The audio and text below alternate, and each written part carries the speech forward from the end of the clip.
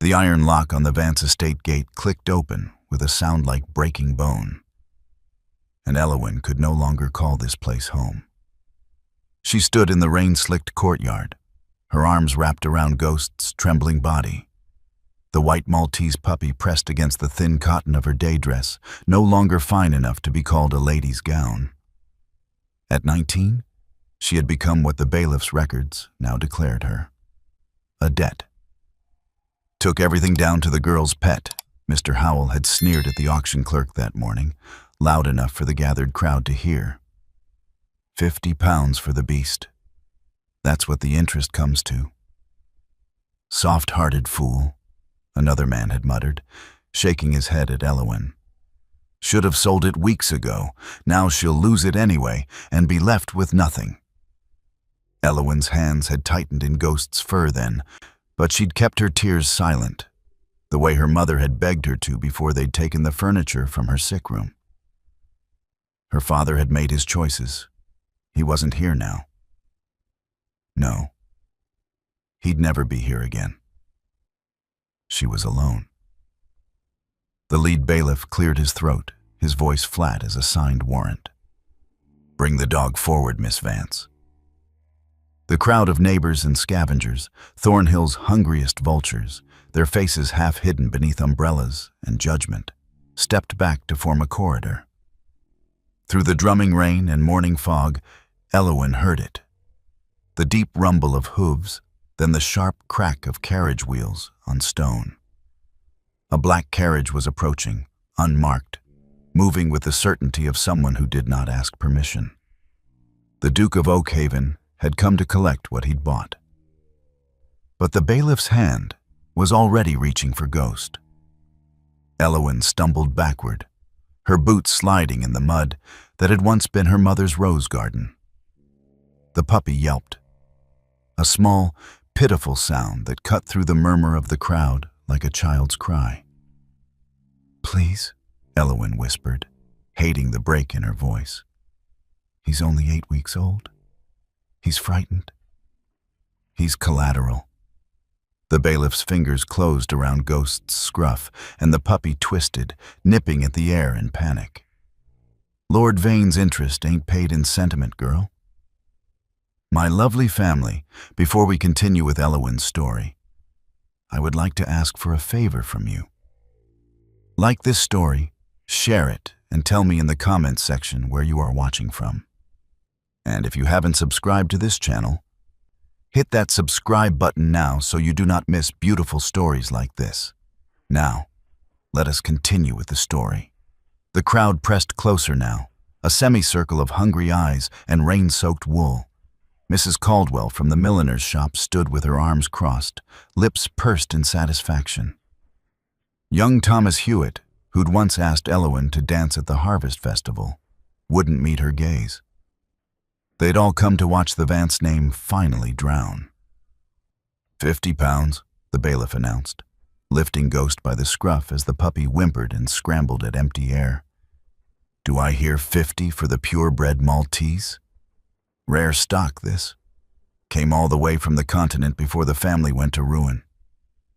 Elowyn lunged forward, but another bailiff caught her arm, his grip iron hard above her elbow.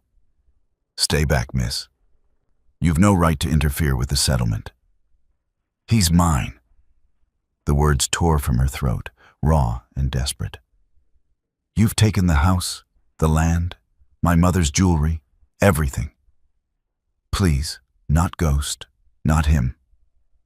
The bailiff holding her arm leaned close, his breath sour with tobacco. "Should have thought of that before your father gambled away 3 estates and a merchant ship, shouldn't you?" Laughter rippled through the crowd, soft and cruel. Elowyn felt it like rain seeping into her bones, the cold knowledge that she had become entertainment. The great Vance family, once proud, now reduced to a girl begging in the mud for a puppy while her childhood home was parceled out to creditors. £40, someone called from the back, a grain merchant by the look of his coat. 45, countered Mrs. Caldwell, her voice bright with vindictive pleasure. Ghost was crying now, high-pitched, keening whines that made Elowyn's chest feel as though it were caving in. She wrenched against the bailiff's grip, feeling something in her shoulder pop, but he only tightened his hold. 48, the grain merchant shouted. The lead bailiff grinned, holding Ghost higher like a trophy. The puppy's black eyes found Elowyn's, wide with terror, and she felt something inside her shatter. This was how her father must have felt, she thought distantly, when the cards kept turning against him. This helpless, drowning desperation. 50! Mrs. Caldwell's voice rang out triumphant. £50, and I'll take him now. The bailiff nodded, already turning toward the milliner.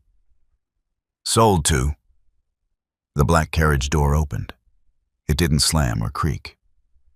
It simply opened, smooth and deliberate, and the entire courtyard fell silent. Even the rain seemed to pause, holding its breath. The man who stepped out was tall enough that he had to duck slightly, his greatcoat black as pitch and streaming water. He moved like smoke given form, each step precise, unhurried. The crowd parted without being asked, instinct driving them back from something they recognized as dangerous. Elowyn had never seen the Duke of Oakhaven before. No one in Thornhill had. Not in the 6 years since he'd inherited the title and retreated to his northern estate. But she knew him instantly by the way silence spread in his wake, by the way even the bailiffs straightened, uncertainty flickering across their faces. He was younger than she'd expected, 30 perhaps, with dark hair going silver at the temples and a face carved from something harder than marble. His eyes swept the courtyard once, taking in the scattered furniture, the mud, the gawking neighbors. Then they found Elowyn, still held fast by the bailiff, and something shifted in his expression, something cold and sharp as a blade drawn in moonlight. He walked toward the lead bailiff, who still held Ghost suspended in the air. The puppy had gone quiet, trembling violently. "Put it down," the Duke said. His voice was low, barely above a conversational tone, but it carried like thunder. The bailiff blinked. "Your Grace, this is an official settlement." Lord Vane's instruction, the Duke reached into his coat and withdrew a leather pouch. He tossed it at the bailiff's feet, where it landed with a heavy, unmistakable clink of gold. "The Vance debt, all of it. I'm buying the contract." The bailiff stared at the pouch, then at the Duke. "That's, Your Grace, that's £40,000. "I'm aware." The Duke's gaze hadn't moved from Ghost. "Put it down." The bailiff set the puppy on the ground so quickly he nearly dropped him. Ghost scrambled across the mud toward Elowyn, but the other bailiff still held her arm. The Duke's eyes shifted to him, and the man released Elowyn as though she'd caught fire. She collapsed forward, catching Ghost against her chest as the puppy burrowed into her arms, shaking so hard she could feel his heartbeat against her ribs. She pressed her face into his wet fur, finally letting the tears come, hot and silent. When she looked up, the Duke was standing over her, a wraith in fine wool, haloed by rain and the gray morning light. "The girl," he said quietly, to no one and everyone. "And the beast." He held out his hand. "They are mine." The Duke's hand remained extended, pale and steady in the rain. Elowyn stared at it, her mind struggling to make sense of what had just happened. £40,000. He'd said it as though it were nothing, as though he hadn't just purchased her entire family's ruin with the same indifference another man might buy a horse. Ghost whimpered against her chest, and she realized she was clutching him too tightly. She loosened her grip, but didn't move, didn't reach for the Duke's hand. Around them, the crowd had gone utterly still, a tableau of shock and avid curiosity. "Miss Vance." The Duke's voice held no impatience, but something in it made her look up. His eyes were gray, she noticed. Not the warm gray of summer stone, but the cold gray of winter sea. The mud is no place for either of you. It wasn't a request. Elowen's legs trembled as she tried to stand, her dress heavy with rainwater and filth. She made it halfway up before her knees buckled, and then the Duke's hand was on her elbow, steadying her with a grip that was surprisingly gentle for a man who'd just commanded a crowd of bailiffs like they were unruly dogs. "I can walk," she said, though her voice shook. "I don't doubt it." But he didn't release her, guiding her across the courtyard toward his carriage. Ghost pressed against her collarbone, his small body still trembling violently. Behind them, the lead bailiff found his voice. "Your Grace, the paperwork. Lord Vane will need proper documentation of the transfer." The Duke didn't turn. "Send it to Oakhaven. My solicitor will handle it." "But the terms, Your Grace, the repayment schedule." "There is no schedule." The Duke opened the carriage door himself, rather than waiting for his driver. "The debt is purchased in full. Tell Lord Vane if he has questions, he may direct them to me personally." The way he said it made it clear that Lord Vane would be a fool to do so. Elowen climbed into the carriage, her wet skirts catching on the step. The interior was warm, blessedly warm, with charcoal braziers tucked beneath the seats and velvet cushions the color of deep wine. It smelled of leather and something else, something like cedar and smoke. She sank into the far corner, still holding Ghost, trying to make herself as small as possible. The Duke settled across from her, his long legs taking up most of the space between the seats. He rapped twice on the ceiling, and the carriage lurched into motion. Through the window, Elowen watched her childhood home recede into the rain. The crowd was already dispersing, no doubt rushing to spread word of what they'd witnessed. Mrs. Caldwell stood frozen by the auctioneer's table, her face twisted with fury at being cheated of her prize. The bailiffs were counting the gold from the pouch, their heads bent together like conspirators. "They'll talk," Elowen said quietly, not sure why she was speaking at all. "About this. About you taking me." They were already talking. The Duke's gaze was fixed somewhere past her shoulder, out at the gray morning. "At least now they'll have something interesting to say." Ghost chose that moment to poke his head out from Elowen's arms, his black button nose twitching as he assessed this new environment. His tail, barely more than a tuft of white fluff, gave a tentative wag. The Duke's eyes dropped to the puppy, and for the first time, something shifted in his expression. Not quite softness, but a lessening of the severe line of his mouth. "Maltese," he said.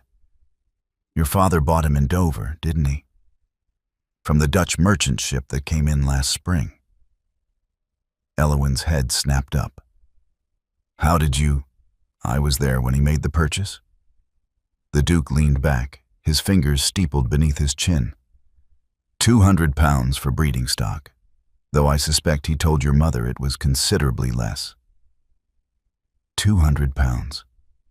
Elowen felt sick. She'd known Ghost was expensive, had known her father's gift had been extravagant, but £200 when they were already drowning in debt. "You knew my father." It wasn't a question. "I did." Something crossed the Duke's face, too quick to read. "Before the gambling took hold, Silas Vance was one of the sharpest men I'd ever met. He taught me more about estate management in 6 months than my own father had in 20 years. Elowen stared at him. Her father? Teaching a duke? It seemed impossible, but then again 6 years ago her father had been different. Before her mother's illness. Before the cards and dice had become his only companions. "He was your mentor," she said slowly. "He was?" The Duke's voice held no emotion, but his jaw tightened almost imperceptibly. Which is why I've been monitoring his debts for the past 3 years. The carriage swayed as they turned onto the main road, heading north, toward Oakhaven. Elowen gripped the seat to steady herself, her mind reeling. You've been watching us?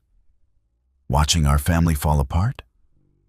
I've been waiting, the Duke corrected, for the debt to consolidate enough that I could purchase it all at once. Lord Vane has been buying up your father's notes from various creditors, piece by piece, with the intention of seizing your estate. I simply beat him to it. Why? The word came out sharper than she'd intended.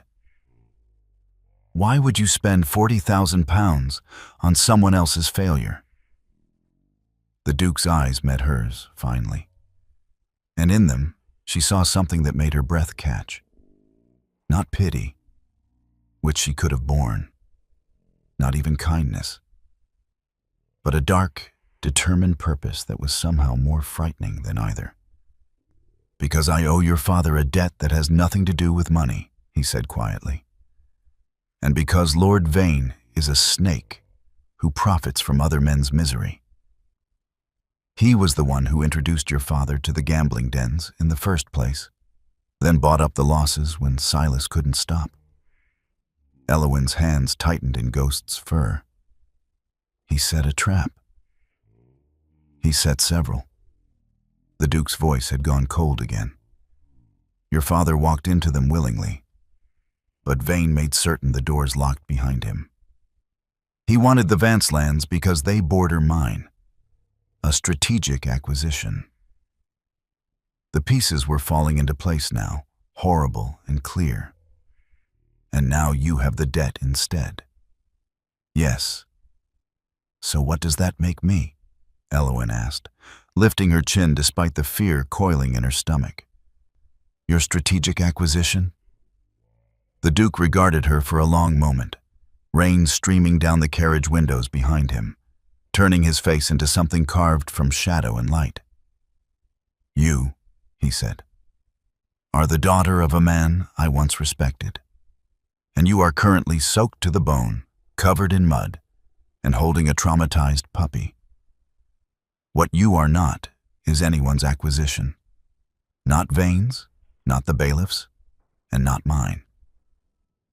He reached forward and pulled a thick woolen blanket from a compartment beneath his seat, offering it to her. You're shaking. Elowen took the blanket with numb fingers, wrapping it around herself and Ghost. The puppy immediately burrowed deeper, finally beginning to calm. Then what am I doing here? She whispered. If you don't intend to, if I'm not, you're going to Oakhaven, the Duke said, settling back into his seat, where you and that creature will be warm, fed, and safe.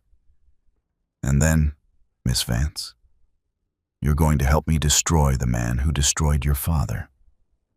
The carriage rolled on through the rain, carrying her away from everything she'd known, toward a darkness she couldn't yet see. But for the first time since her father had disappeared into his debts and her mother had died calling his name, Elowen felt something other than helpless grief.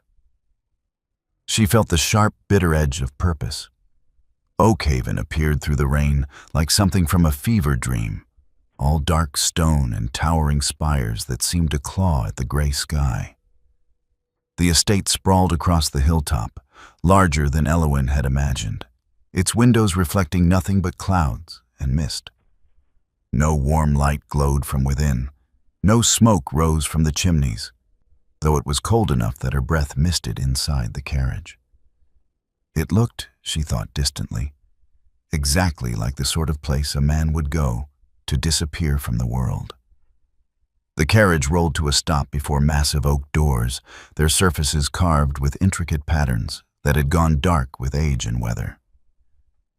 The Duke descended first, not waiting for his driver, and once again offered his hand to Elowen. This time she took it, her legs still unsteady beneath her.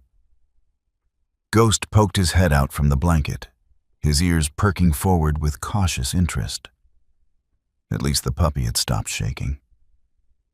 The doors opened before they reached them, swung wide by a butler so ancient he made the one at Nightshade Estate seem youthful by comparison. His face was a map of wrinkles, his spine curved with age, but his eyes were sharp as he took in Elowen's bedraggled state. "Mrs. Petra," the Duke said without preamble, "is the East Wing prepared?" "The Rose Room, Your Grace, as you instructed this morning." The butler's voice was surprisingly strong. He gestured to a severe-looking woman in a housekeeper's black dress who had materialized from the shadows of the entrance hall. "Mrs. Petra will see to the young lady's needs." Mrs. Petra's gaze swept over Elowen with the cool assessment of someone evaluating livestock. Her mouth, already thin, pressed into an even tighter line. "Very good, Your Grace. Should I send for additional staff? The girl will require, whatever she requires, provided." The Duke was already moving toward a corridor to the left, his greatcoat dripping onto the polished marble floor. "I'll be in my study. See that I'm not disturbed." And just like that, he was gone, swallowed by the darkness of the house as though he'd never been there at all. Elowen stood in the entrance hall, still wrapped in the blanket, holding Ghost against her chest, and felt the first cold finger of real fear trace down her spine. The hall was vast and empty, its ceiling so high it disappeared into shadow. Portraits lined the walls, stern-faced men and women who seemed to watch her with disapproval. The air smelled of beeswax and disuse, and when Mrs. Petra's shoes clicked against the floor, the sound echoed like gunshots. "This way, miss." The housekeeper's tone made it clear the honorific was a courtesy, not a conviction. Elowen followed, clutching Ghost tighter. They climbed a grand staircase, its banister carved from the same dark wood as the front doors, then turned down a corridor lined with more portraits and closed doors. So many closed doors. The house felt less like a home and more like a mausoleum, beautiful and cold and utterly lifeless. The Rose Room, when Mrs. Petra finally stopped before it, was anything but rose-colored. The walls were papered in a faded damask that might have once been pink but had aged to the color of old bruises. The four-poster bed was draped in heavy velvet curtains, the furniture was ornate but dusty, and a fire had been laid in the hearth but not yet lit. "I'll send a maid with water for washing," Mrs. Petra said, her hand already on the door. "Supper is at 7. His Grace dines alone, so you'll take your meals in your room." "Wait." Elowen's voice came out smaller than she'd intended. "Please, I need to know. What am I doing here? What does the Duke expect of me?" Mrs. Petra's expression didn't soften, but something flickered in her eyes. Pity, perhaps, or recognition. "His Grace's expectations are his own business, miss. My expectation is that you'll keep to your room, stay out of trouble, and not make more work for my girls. We're already stretched thin as it is." The door closed with a soft click, and Elowen heard the unmistakable sound of a key turning in the lock. She stood frozen for a moment, Ghost warm and solid in her arms, and then she crossed to the door and tried the handle. Locked. Of course it was locked. A golden cage, she thought bitterly. She'd traded the bailiff's rough hands and Mrs. Caldwell's vindictive spite for velvet curtains and locked doors. But a cage was still a cage, no matter how fine the bars. Ghost squirmed, and she set him down on the carpet. He immediately began exploring, his little nose working overtime as he investigated every corner of the room. When he reached the fireplace, he sat down and looked back at her expectantly, as if to say, "Well, aren't you going to do something about this cold?" "I don't know how to light it," Elowen whispered to him. At home, no, at the place that used to be home, the servants had always handled the fires. She'd never learned because she'd never needed to learn. Young ladies of good families didn't concern themselves with such things. But she wasn't a young lady of a good family anymore, was she? She was a debt, a burden, a girl the Duke had purchased along with her father's failures. She knelt before the hearth anyway, studying the careful arrangement of kindling and coal. There was a tinderbox on the mantel, and after several attempts that left her fingers blackened and her eyes stinging with smoke, she managed to coax a flame to life. Ghost immediately curled up before it, his white fur going golden in the firelight, and closed his eyes with a contented sigh. If only it were so simple for her. Elowen moved to the window, pulling back the heavy curtain.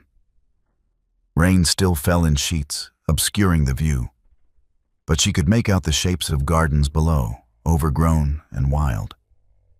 Beyond them, the land rolled away into forest, dark and dense and endless. No other houses were visible, no lights from nearby estates or villages. They were completely isolated. She pressed her hand against the cold glass and thought about the Duke's words in the carriage.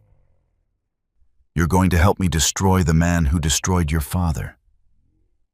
It had sounded like salvation then, like purpose and righteous anger.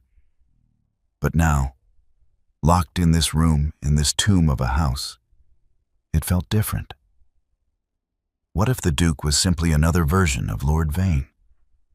Another powerful man who saw her as a piece on his game board, useful only insofar as she served his own ends. He'd known about her father's debts for 3 years and done nothing until it suited his purposes. He'd let her family suffer, let her mother die in a house being stripped bare around her, and only intervened when Vane's plans intersected with his own. A knock at the door made her jump. She heard the key turn again, and a young maid entered carrying a pitcher of steaming water and an armful of linens. The girl couldn't have been more than 15, thin and pale with nervous hands. "Begging your pardon, miss," she said, setting everything on the washstand.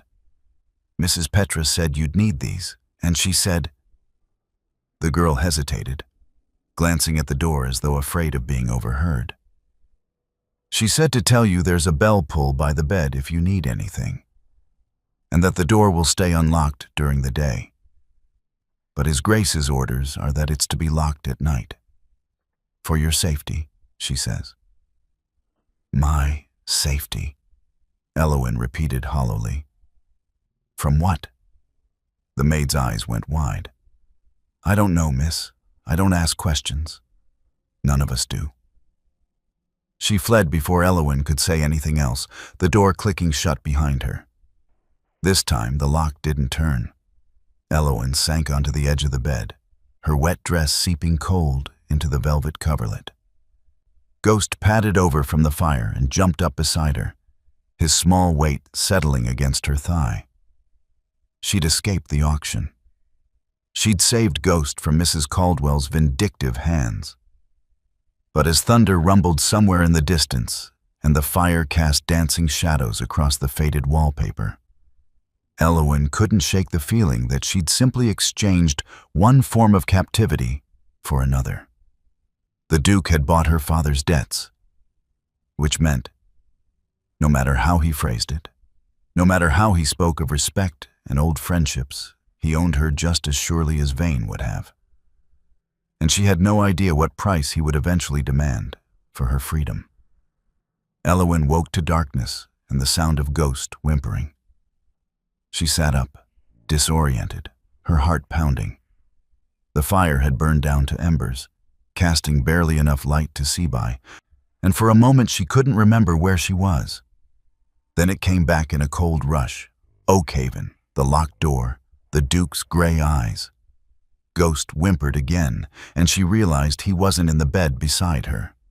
She'd fallen asleep in her clothes, too exhausted to even remove her muddy dress. And the puppy must have wandered off while she slept. "Ghost?" she whispered, swinging her legs over the side of the bed. The floor was ice cold beneath her bare feet. "Where are you?" Another whimper, this one from the direction of the door. She crossed to it, her eyes adjusting to the dimness, and found Ghost scratching at the wood, his little tail wagging urgently. "You can't go out," she told him, reaching for the handle anyway. "It's locked, remember? The door swung open under her hand, unlocked during the day, the maid had said. But it was the middle of the night, wasn't it? Unless she'd slept longer than she thought.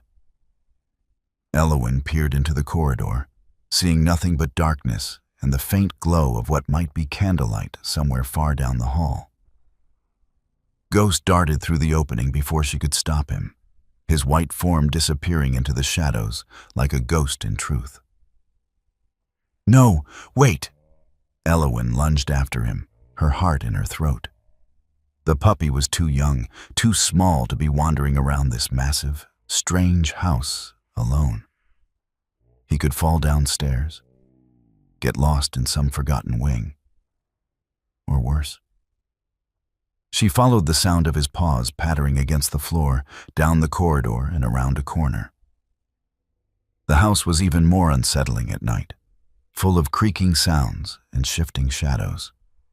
The portraits on the walls seemed to follow her with their painted eyes, and more than once she thought she saw movement in her peripheral vision, only to find nothing when she turned. "Ghost, please," she hissed, trying to keep her voice low. The last thing she needed was to wake the Duke or his servants by chasing a puppy through the halls like a madwoman. The puppy's tail disappeared around another corner, heading toward the front of the house. Elowen gathered her skirts and followed, her breath coming faster now. What if Ghost scratched at the Duke's door? What if he woke him?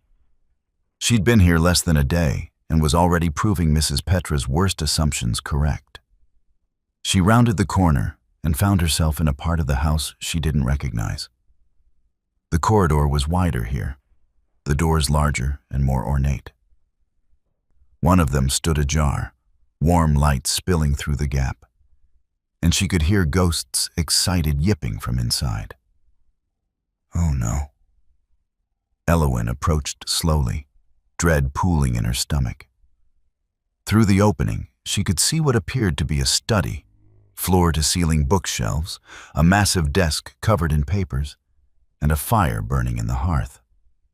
And there, sitting on the carpet before the fire, was Ghost. The Duke sat in a wingback chair beside him, still fully dressed despite the late hour, a book open in his lap. He'd removed his coat, and his shirt sleeves were rolled to his elbows, revealing forearms marked with old scars. He was looking down at Ghost with an expression Elowen couldn't quite read. "I apologize, Your Grace," she said quickly, stepping into the doorway. "I fell asleep and he got out. I'll take him back to—" She stopped. Ghost had his front paws up on the Duke's knee, his tail wagging so hard his entire back end wiggled with it. The puppy was making small, pleading sounds, the same ones he made when he wanted to be held.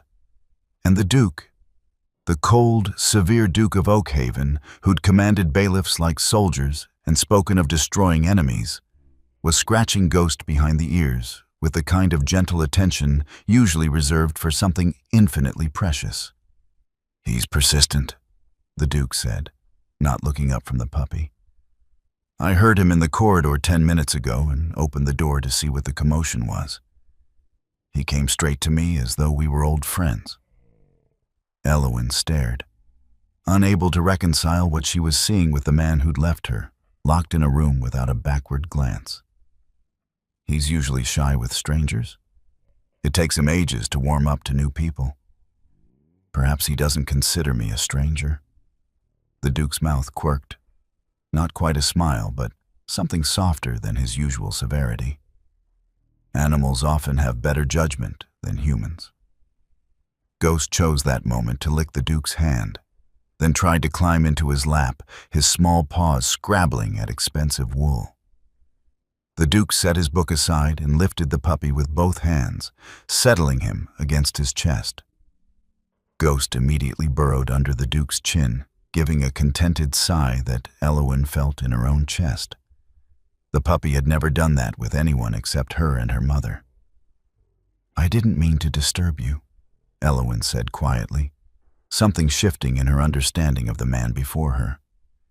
"You said you'd be in your study, but I didn't realize you'd still be working at this hour." "I don't sleep much." The Duke's hand moved in slow, rhythmic strokes down Ghost's back, and the puppy's eyes were already drooping. "Haven't for years. The house is quieter at night, easier to think." Elowen took a hesitant step into the room. Now that she was closer, she could see the shadows beneath the Duke's eyes, the tension in his shoulders despite his careful gentleness with Ghost. He looked tired in a way that had nothing to do with late hours and everything to do with burdens carried too long. "What are you working on?" she asked, then immediately regretted it. It wasn't her place to ask. She was here on sufferance, a debt purchased and stored away in the East Wing like unwanted furniture. But the Duke didn't seem offended. He glanced at the papers spread across his desk, his expression darkening. "Your father's ledgers, or what's left of them." Vane was thorough in his destruction, but not quite thorough enough. "There are discrepancies in the dates, amounts that don't match the original contracts." Elowen moved closer, drawn despite herself. "You think he altered them?" "I think he created them." The Duke shifted Ghost to one arm, reaching for a particular document with his free hand. "Your father's signature appears on a promissory note dated March 15th, 3 years ago. But I have a letter from Silas dated March 20th of that same year, written from your estate, discussing plans to visit London in April." He couldn't have signed a note in a London gambling den if he wasn't in London. Hope, dangerous and sharp, flickered in Elowen's chest. He was framed. Some of it, at least. Perhaps not all. The Duke's honesty was brutal, but not unkind. "Your father did gamble, Miss Vance. I won't lie to you about that. But the scope of the debt, the speed at which it accumulated, that was Vane's engineering." Ghost had fallen completely asleep now, a warm weight against the Duke's chest. Elowen watched the rise and fall of the puppy's breathing, the complete trust in every relaxed line of his small body, and felt something in her own chest loosen. Her mother used to say that Ghost was special, that Maltese had been bred for centuries to be companions to royalty, and could sense a person's true nature. Elowen had always thought it was just a pretty story. The kind mothers told to make an extravagant gift seem more meaningful. But Ghost had bitten the bailiff who tried to take him, had growled at Mrs. Caldwell when she'd bid on him at the auction, had trembled and hidden from every stranger who'd come to the estate in those final, awful weeks. And here he was, asleep in the arms of the Duke of Oakhaven, as peaceful as though he'd finally come home. "He likes you," Elowen said softly. The Duke looked down at Ghost, something unreadable crossing his face. "He's a good judge of character, then. Or a terrible one. I haven't decided which." "Why did you buy the debt?" The question came out before Elowen could stop it. "You said you owed my father. But £40,000. That's more than obligation. That's, your father saved my life." The Duke's voice had gone quiet, and he still wasn't looking at her, his gaze fixed on the sleeping puppy. "I was 24, newly inherited, and drowning in an estate I didn't understand and a title I didn't want. My own father had been a wastrel who'd spent his final years drinking himself to death and leaving debts in every corner of England. Silas Vance took one look at my books and told me I had 6 months before the creditors would take everything."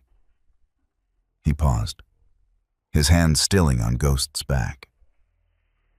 He spent those 6 months teaching me how to salvage what could be saved and how to negotiate with those who couldn't be reasoned with. He never asked for payment, never even asked for gratitude, he said. The Duke's jaw tightened. He said that good men had to help each other, because the world had more than enough of the other kind. Eowyn felt tears prick her eyes. That sounded like her father, like the man he'd been before grief and guilt had hollowed him out. So when he started to fall, she said, understanding now, you tried to catch him. I tried. The Duke finally looked at her, and in his eyes she saw the weight of failure, of watching someone drown and being unable to reach them in time. But he wouldn't accept help, wouldn't even acknowledge there was a problem until it was too late. By the time I realized Vane was involved, the damage was already done. Ghost stirred, making a small sound in his sleep. The Duke immediately gentled his hold, adjusting so the puppy could settle more comfortably. It was such a small gesture, unconscious and kind, and it told Eowyn more about the Duke's true nature than any words could have. I'm sorry I doubted you, she whispered. Earlier in the room, I thought, you thought you'd traded one captor for another. The Duke's voice held no accusation, only tired understanding. I would have thought the same in your position. But I need you to understand something, Miss Vance. You are not a prisoner here. The door was locked for your protection, not your imprisonment. And tomorrow, if you choose to leave, I'll have my carriage take you anywhere you wish to go. Eowyn stared at him. You'd let me go? Just like that? Just like that. He met her gaze steadily. Though I hope you'll stay. Not because I own your father's debt, but because I think you want the same thing I do. What's that? The Duke's expression hardened, and she saw the steel beneath the gentleness, the dangerous purpose that had bought her freedom and brought her here. Justice, he said, and revenge. The library at Oakhaven was nothing like the modest collection of books Eowyn's family had once kept in their sitting room. It sprawled across 2 floors, accessible by a narrow spiral staircase tucked into the corner, with windows that stretched from floor to ceiling and let in the pale morning light. The smell of old leather and paper hung in the air like incense, and everywhere she looked, books climbed toward the vaulted ceiling in neat, organized rows. Ghost trotted beside her, his nails clicking softly against the polished floor. After last night's encounter in the Duke's study, the puppy had developed an unfortunate habit of trying to escape the Rose Room at every opportunity, clearly hoping for another visit with his new favorite person. Eowyn had given up trying to confine him and simply let him follow her as she explored the parts of the house Mrs. Petra had grudgingly indicated were acceptable for her use. The library, apparently, was one of them. She ran her fingers along the spines of books as she walked, reading titles in Latin and Greek, French and German. Medical texts sat beside philosophical treatises. Agricultural manuals shared shelves with poetry. It was the collection of someone who read not for pleasure alone, but to understand the world in all its complexity. Ghost stopped suddenly, his ears perking forward. He trotted toward a section of shelving near the back corner, where the light didn't quite reach, and began pawing at something on the floor. What did you find? Eowyn followed him, crouching down to see what had caught his attention.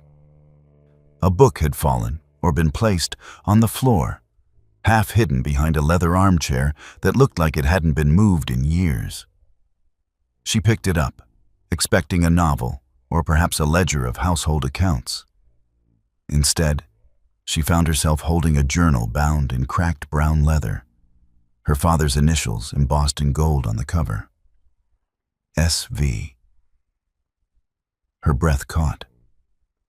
She opened it carefully, the spine protesting with a soft crack, and saw her father's handwriting flowing across the first page in the neat, precise script she remembered from her childhood. Estate management principles, as discussed with C.M., Duke of Oakhaven. September 1868. The entries that followed were notes from her father's lessons with the Duke, methods for crop rotation, strategies for negotiating with tenants, calculations for sustainable timber harvesting. Her father's enthusiasm bled through every line, his natural gift for teaching evident even in notes meant only for himself. Eowyn sank into the armchair, Ghost jumping up to settle beside her, and turned the pages slowly. The journal chronicled 2 years of collaboration between her father and the Duke, showing a friendship built on mutual respect and shared purpose. There were personal notes too, mentions of her mother's health, of Eowyn's progress in her studies, of hopes for the family's future. Then the entries changed. March 1871. The headaches have worsened. Margaret insists I see the physician, but I cannot bear to hear what he might say. C.M. has noticed my distraction. I've made excuses. April 1871. The physician confirms my fears. The same affliction that took my father, deterioration of the mind, progressive and incurable. Margaret doesn't know. I cannot tell her. How do I explain that I will slowly forget everything, everyone I love? Eowyn's hands trembled.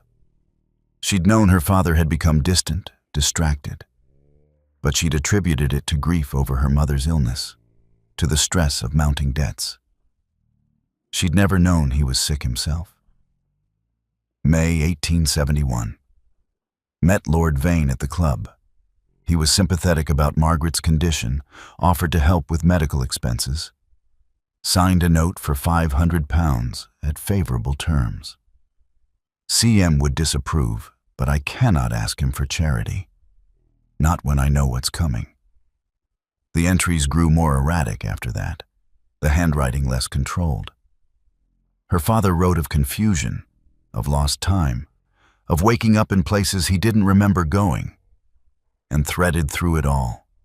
More notes signed with Lord Vane, amounts growing larger, terms growing more desperate.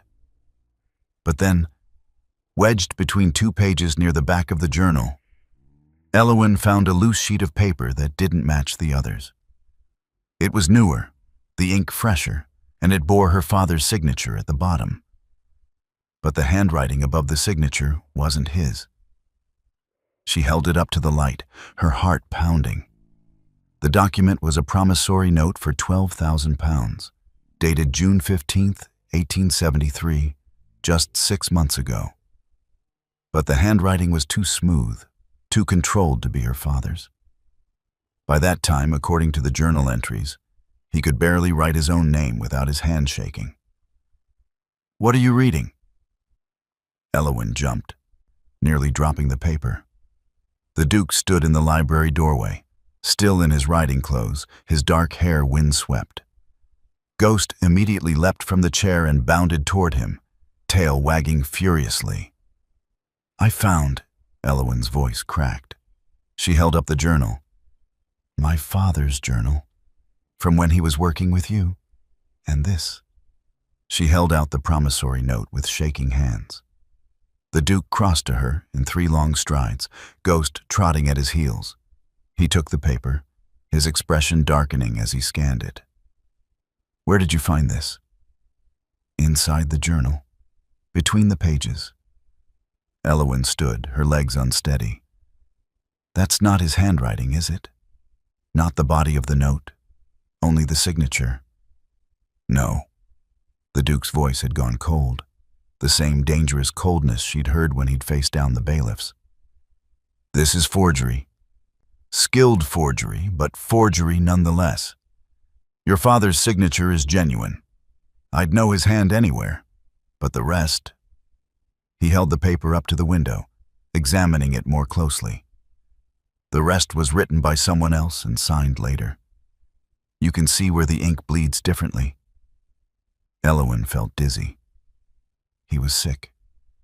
The journal says he was sick, that his mind was deteriorating. Lord Vane must have known, must have taken advantage. He did more than take advantage. The Duke's jaw tightened. He created debt that didn't exist and used your father's illness to cover his tracks. A man who can barely remember his own name can't dispute notes he doesn't remember signing. But the signature is real, Elowen said, her mind racing. So my father did sign something, just not this.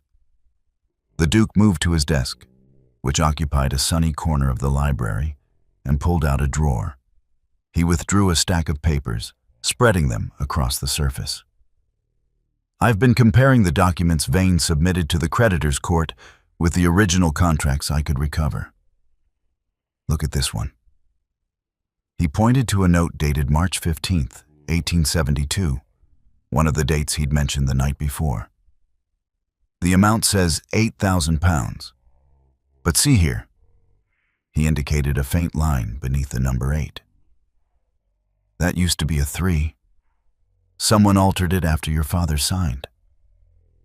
Elowen leaned closer, her breath catching. He was right. The number had been changed, carefully, but not perfectly.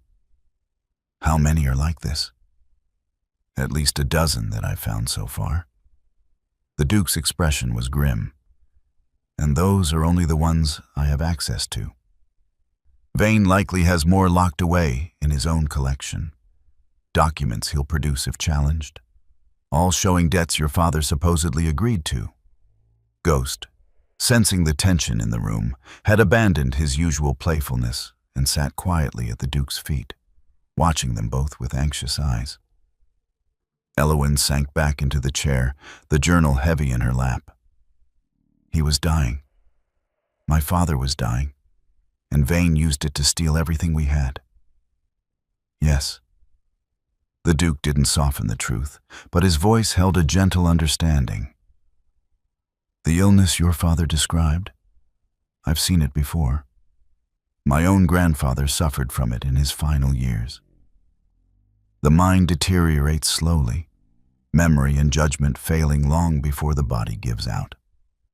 Your father likely signed legitimate notes in the beginning, when he could still understand what he was doing, and Vane altered them later. Then, as the illness progressed, Vane probably had him sign blank documents, filling in whatever amounts suited his purposes. Where's my father now? Elowen asked, though she wasn't sure she wanted to know the answer. If he was that ill 6 months ago, he couldn't have just disappeared. The Duke's silence told her everything. He's dead, she whispered. Isn't he? I don't know. The Duke's honesty was stark. He vanished 3 months ago. No one has seen him since he left your estate with Vane's gold. He could be in an asylum somewhere, placed there by Vane to keep him quiet. He could be. He stopped, unwilling to voice the darker possibilities.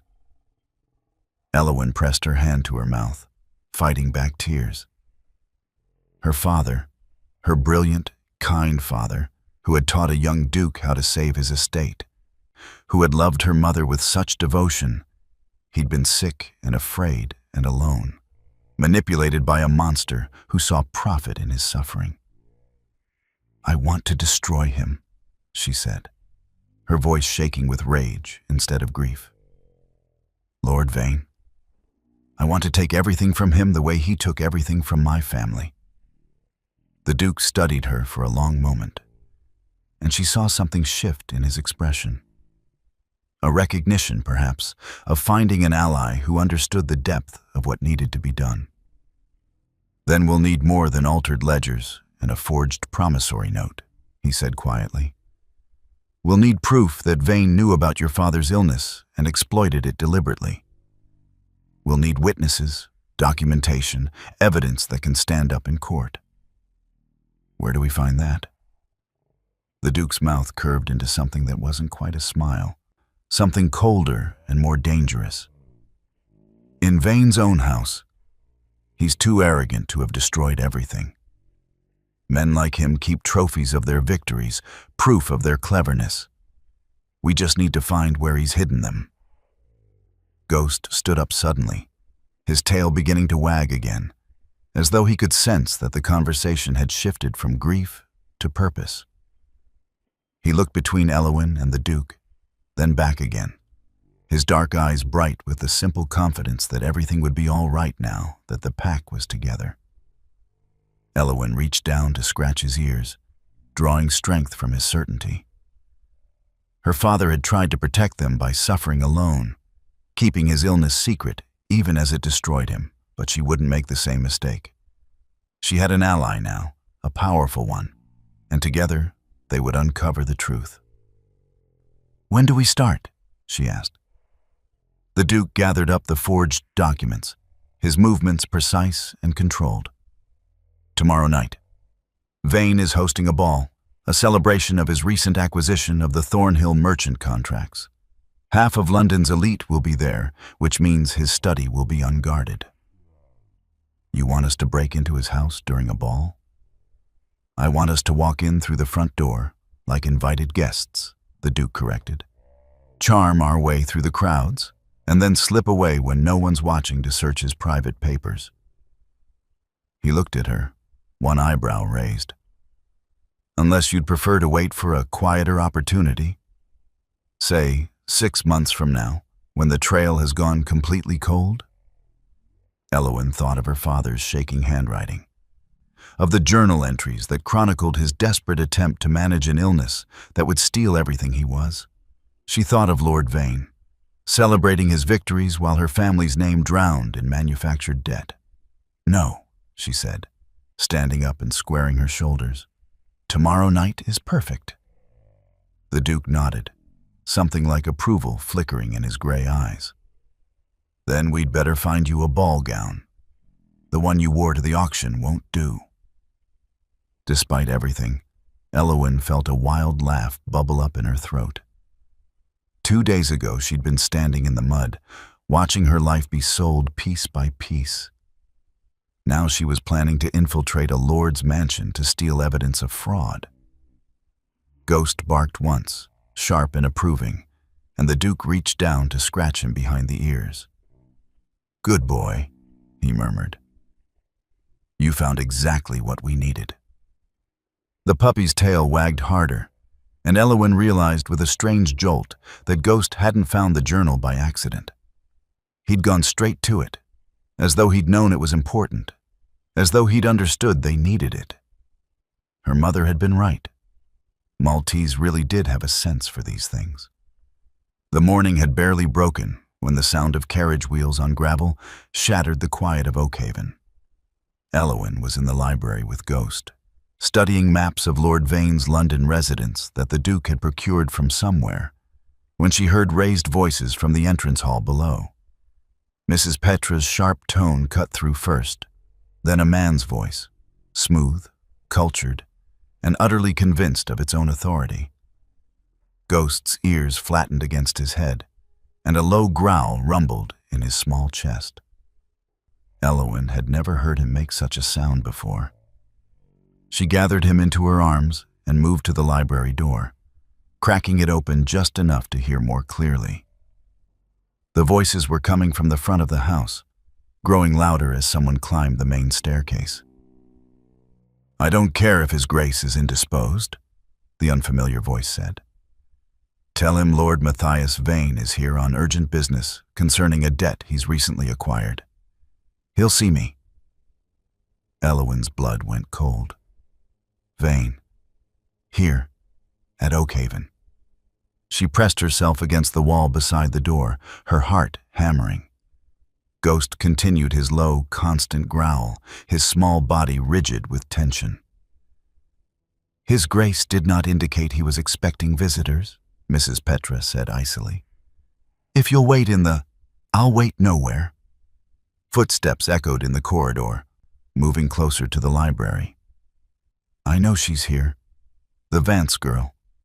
My property, purchased fair and square before your master swooped in with his theatrical rescue." Miss Vance is a guest of this house, Mrs. Petra said, her voice rising.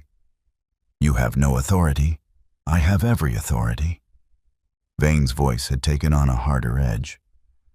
I hold a private note signed by Silas Vance 3 weeks before his disappearance, pledging his daughter's services as lady's companion to my mother for a period of 5 years in exchange for forgiveness of £12,000 in gambling debts. The Duke may have bought the public debts, but this one is mine. Eowyn felt the floor tilt beneath her feet. A private note. Her father had sold her into servitude, and she'd never known. That's a lie, she heard herself say, stepping into the corridor before she could think better of it. Ghost was still growling in her arms, his small body trembling with rage rather than fear.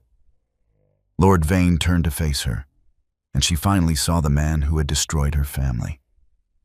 He was younger than she'd expected, perhaps 40, with the kind of handsome features that would have been called distinguished in better company.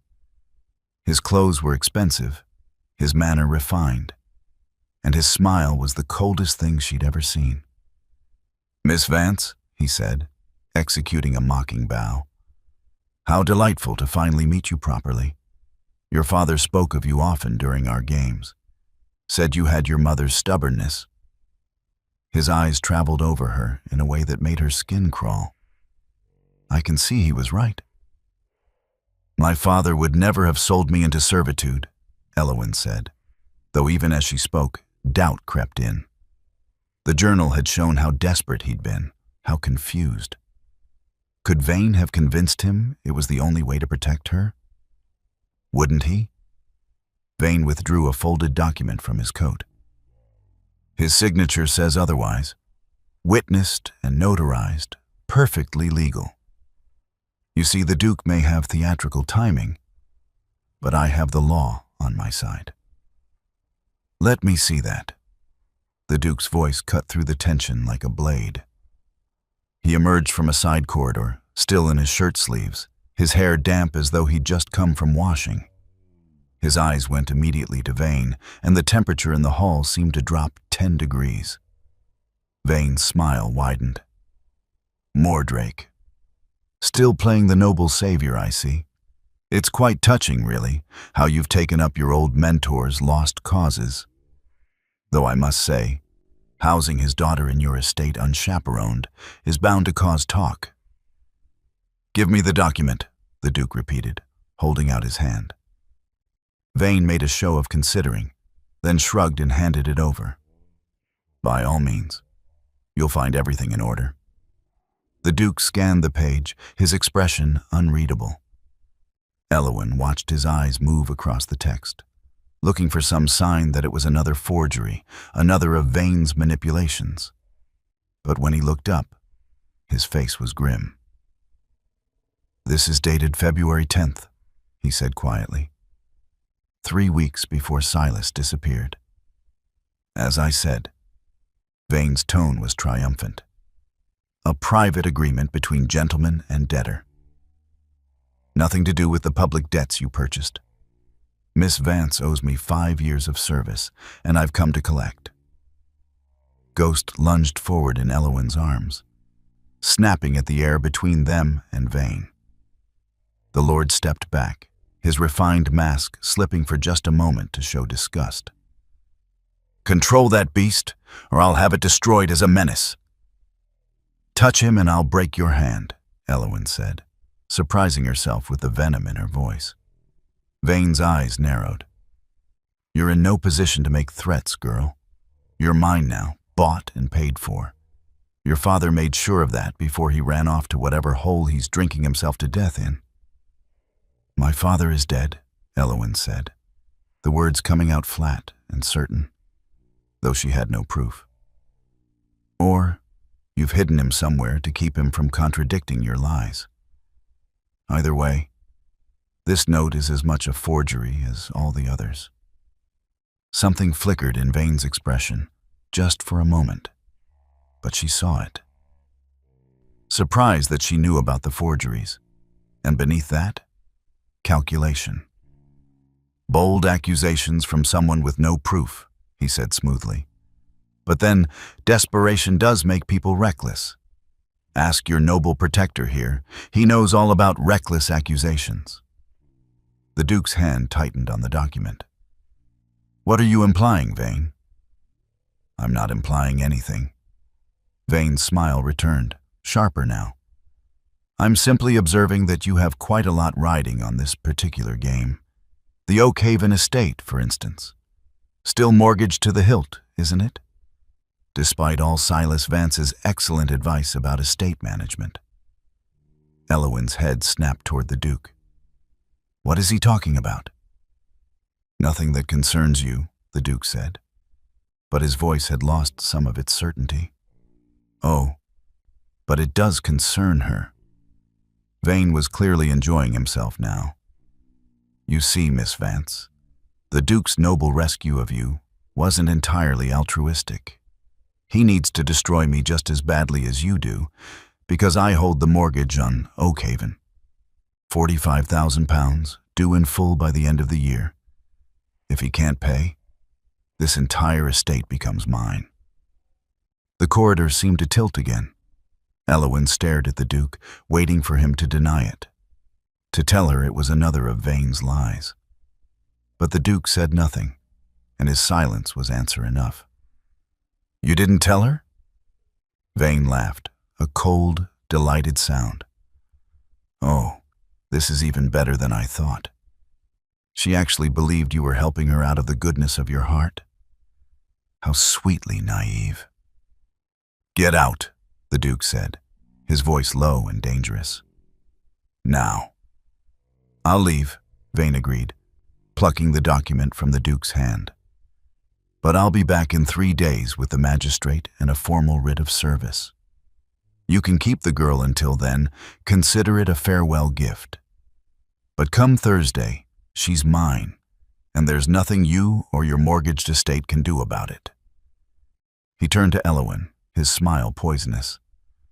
Pack lightly, my dear. My mother's estate in Cornwall is quite remote. You won't be needing ball gowns. Then he was gone, his footsteps echoing down the stairs, leaving silence and the acrid smell of expensive cologne in his wake. Elowyn stood frozen, still holding Ghost, her mind trying to process everything that had just happened. The Duke was in debt to Vane. He needed to destroy the Lord not to help her, but to save himself. Everything, the rescue at the auction, the talk of justice and revenge, the gentle way he'd held Ghost, all of it had been manipulation. Another powerful man using her for his own ends. Elowyn, the Duke started. Don't. She cut him off, her voice shaking. Don't say my name. Don't apologize. Just tell me the truth. Did you buy my father's debts to help me, or to help yourself? The Duke's jaw tightened. Both. Both, she repeated numbly. How convenient. It's not like that. Then what is it like? She felt tears burning behind her eyes and hated herself for them. You let me think you were doing this out of loyalty to my father, out of some noble desire for justice. But you're just another player in Vane's game, trying to save your own estate by using me as a pawn. That's not true. The Duke took a step toward her, then stopped when Ghost growled again. Yes, I need to stop Vane to save Oakhaven. Yes, exposing his fraud serves my interests as well as yours. But I also meant every word I said about your father, about the debt I owe him. Both things can be true at once. Can they? Elowyn's laugh was bitter. Or is that just what you tell yourself to sleep at night? Mrs. Petra had retreated during Vane's visit, but now she reappeared at the top of the stairs, her face carefully neutral. Shall I prepare Miss Vance's things, Your Grace? For her departure? The question hung in the air between them. The Duke's gray eyes held Elowen's, and she saw genuine pain there, beneath the careful control. "That's Miss Vance's decision," he said quietly. "Not mine." Elowen looked down at Ghost, who had finally stopped growling and was watching her with those dark, knowing eyes.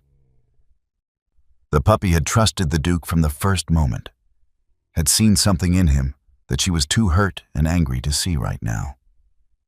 But Ghost had also growled at Vane with pure, instinctive hatred. "Animals have better judgment than humans," the Duke had said. She took a shaky breath. "If I stay, I need the whole truth. No more secrets, no more convenient omissions. Everything." The Duke nodded slowly. "Everything. And I'm not your pawn. If we're doing this, we're partners, equal partners." "Agreed." Elowen turned to Mrs. Petra. "I'll need that ball gown after all, and it should be spectacular. If I'm going to walk into Vane's house and rob him blind, I want to look like I belong there." The housekeeper's lips twitched in what might have been approval. "Very good, miss. I'll send for the dressmaker immediately." The Duke was still watching her, something like relief flickering across his features. "Thank you." "Don't thank me yet," Elowen said coldly. "We still need to find a way to invalidate that service contract before Thursday. And then we need to save your estate, expose Vane's fraud, and somehow find my father, or prove what happened to him. All in 3 days." "Impossible odds," the Duke agreed. "Good." Elowen's smile was sharp as broken glass. "I'm tired of things being easy." The ballroom at Oakhaven had been closed for 6 years, the furniture draped in holland covers and the chandeliers wrapped in muslin to protect them from dust. Mrs. Petra supervised the uncovering with the grim efficiency of someone preparing for battle, which, Elowen supposed, was exactly what they were doing. The Duke stood in the center of the room, looking profoundly uncomfortable in formal evening dress. He'd shed his usual dark, practical clothing for the required tailcoat and white waistcoat, and kept tugging at his collar as though it were strangling him. "Stop that," Elowen said, crossing to him and batting his hand away from his neck. "You'll wrinkle the linen." "I hate these things," he muttered. "They serve no practical purpose except to make breathing difficult. They serve the very practical purpose of signaling to everyone at Vane's ball that you're a man of refinement and taste, not a reclusive eccentric who's forgotten how civilized people behave." She adjusted his cravat, which he'd tied with more attention to efficiency than elegance. "When was the last time you attended a social function?" "My father's funeral. 6 years ago." "And before that?" The Duke's jaw tightened. "My wedding. 7 years ago." Elowen's hand stilled on his cravat. She'd known, vaguely, that the Duke had been married, but Mrs. Petra had deflected her questions with tight-lipped disapproval, and she hadn't pressed. "I didn't know you were widowed. I'm sorry." "Don't be. She's not dead." His voice was flat, emotionless. "She left 3 months after the ceremony, ran off with a cavalry officer to India. The scandal was significant enough that I retreated here and haven't ventured into society since." That explained the locked doors, the empty house, the way he moved through Oakhaven like a ghost haunting his own life. Elowen finished adjusting his cravat and stepped back, studying him. "Then tomorrow night will be your grand reappearance. The Duke of Oakhaven, emerging from exile to attend the social event of the season." "They'll tear me apart," he said matter-of-factly. "The gossips. They've had 6 years to sharpen their tongues on my absence. Only if you give them ammunition." Elowen moved to the side of the room where Mrs. Petra had set up chairs to approximate a crowded ballroom. Ghost was curled up on one of them, watching the proceedings with sleepy interest. The key to surviving a ball isn't avoiding the gossips, it's controlling the narrative before they can. The Duke looked skeptical. And how exactly do I do that? By being so perfectly composed, so utterly unbothered by their whispers, that they have nothing to work with except admiration for your dignity. She picked up her skirts. She was wearing one of her old day dresses, since the ball gown wouldn't be ready until tomorrow, and demonstrated a curtsy. Social warfare is like any other kind of warfare. You need strategy, timing, and the element of surprise.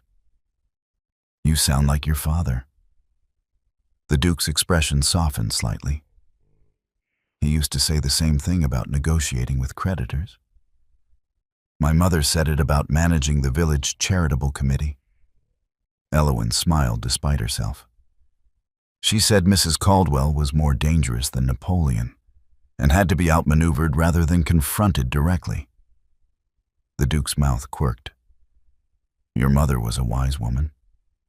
She was. Elowen pushed away the ache of grief that always came with thoughts of her mother. Now, let's start with the basics. When you enter the ballroom, everyone will stop and stare. That's inevitable. What do you do? Glare at them until they look away? No. Elowen fought back a laugh. You pause in the doorway just long enough to be noticed. Then you proceed directly to greet your host with perfect courtesy, ignoring the stares as though they're beneath your notice. The Duke practiced the pause, but his version looked more like he was bracing for an attack than making an entrance. Too aggressive, Elowen said. You look like you're about to challenge someone to a duel. Relax your shoulders. Imagine you're simply surveying your own estate, checking that everything is in order. He tried again, and this time it was better. Still intimidating, but with an air of authority rather than hostility. Good. Now, when we greet Lord Vane, you'll need to be cordial without being friendly. Acknowledge him as your host. Thank him for the invitation. I wasn't invited, the Duke interrupted. I plan to simply arrive and dare him to turn me away in front of his guests. Elowen stared at him. That's your plan? Just show up uninvited? Vane won't refuse me entry. It would be too obvious, too much of an insult.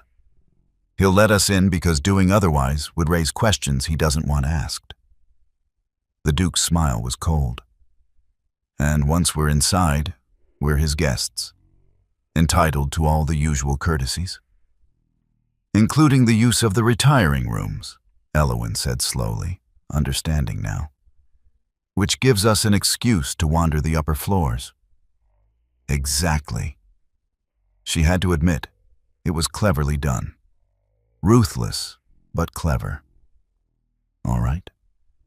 But that means you need to be absolutely perfect in your manners once we're inside. Any hint of hostility, any suggestion that you're there for reasons other than social pleasure, and Vane will have footmen watching our every move. The Duke sighed. Which means I have to be charming. Devastatingly so. Elowen gestured to the chairs. Let's practice. Mrs. Petra, would you mind playing the role of Lady Ashford? She'll definitely be there, and she's the worst gossip in London.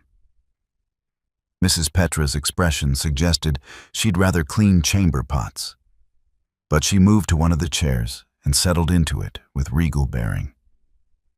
I suppose someone must teach His Grace how civilized people behave. Don't enjoy this too much, the Duke muttered. Elowen positioned herself beside him. Remember, Lady Ashford will try to bait you. She'll mention your wife or your long absence, or make some cutting remark about your estate. You need to deflect without engaging. She nodded to Mrs. Petra, who immediately transformed into a caricature of aristocratic disdain. Why, Duke Mordrake, the housekeeper said in a high, affected voice. How surprising to see you among the living. We'd all assumed you died of shame after that unfortunate business with the cavalry officer." The Duke's expression went glacial. "Lady Ashford." "No," Elowyn interrupted. "You can't let her see she's struck a nerve. Try again. Deflect with humor or redirect the conversation entirely." The Duke took a breath, visibly controlling his temper. Mrs. Petra repeated her cutting remark, and this time he managed a thin smile. "Shame is for those who care what others think, Lady Ashford. I've found isolation has its advantages. No tedious small talk, for one." "Better," Elowyn said. "But too sharp. You sound bitter. Once more, but this time make it light, as though her opinion is of no consequence whatsoever." They practiced the exchange 3 more times before the Duke managed the right tone, dismissive without being rude, amused rather than wounded. Ghost woke up long enough to yawn his approval, then went back to sleep. "Now the dancing," Elowyn said. The Duke looked horrified. "Absolutely not. You'll have to dance at least once, or people will talk. And if we're establishing you as my protector rather than my creditor, it makes sense that you dance with me." "I don't dance." "You mean you don't dance well," Elowyn corrected. "There's a difference. Mrs. Petra, could you ask one of the maids to play something on the pianoforte? I heard one in the music room." "This is absurd," the Duke said. But he didn't resist when Elowyn took his hand and placed it at her waist. A few minutes later, a waltz drifted in from the music room, played by someone with more enthusiasm than skill. Elowyn positioned the Duke's other hand properly and rested her own on his shoulder. "Just follow the basic pattern," she said. 1, 2, 3, 1, 2, 3. Don't think about it too much." The Duke moved like he was marching into battle, stiff and mechanical. He stepped on her foot twice in the first minute. "Relax," Elowyn said, trying not to wince. "You're not subduing an enemy. You're dancing. Feels the same to me." Despite herself, Elowyn laughed. "Has anyone ever told you that you take everything too seriously?" "Your father, frequently." The Duke's expression softened slightly, and his movements became less rigid. "He tried to teach me to dance once. Said it was essential for estate management because it taught you how to lead and follow in equal measure." He was right. Elowyn guided him through a turn, and this time he didn't stumble. "See? You're getting it." They continued in silence for a few moments, and Elowyn became aware of how close they were, how her hand fit naturally against his shoulder, how his grip at her waist was gentle despite his strength. She could smell the cedar and smoke scent that seemed to cling to him, could see the silver threading through his dark hair at his temples. "Why are you doing this?" the Duke asked quietly. "Teaching me, helping me. After what Vane revealed, you have every reason to walk away." Elowyn met his eyes. "Because Ghost trusts you, and because I think you meant what you said about owing my father a debt.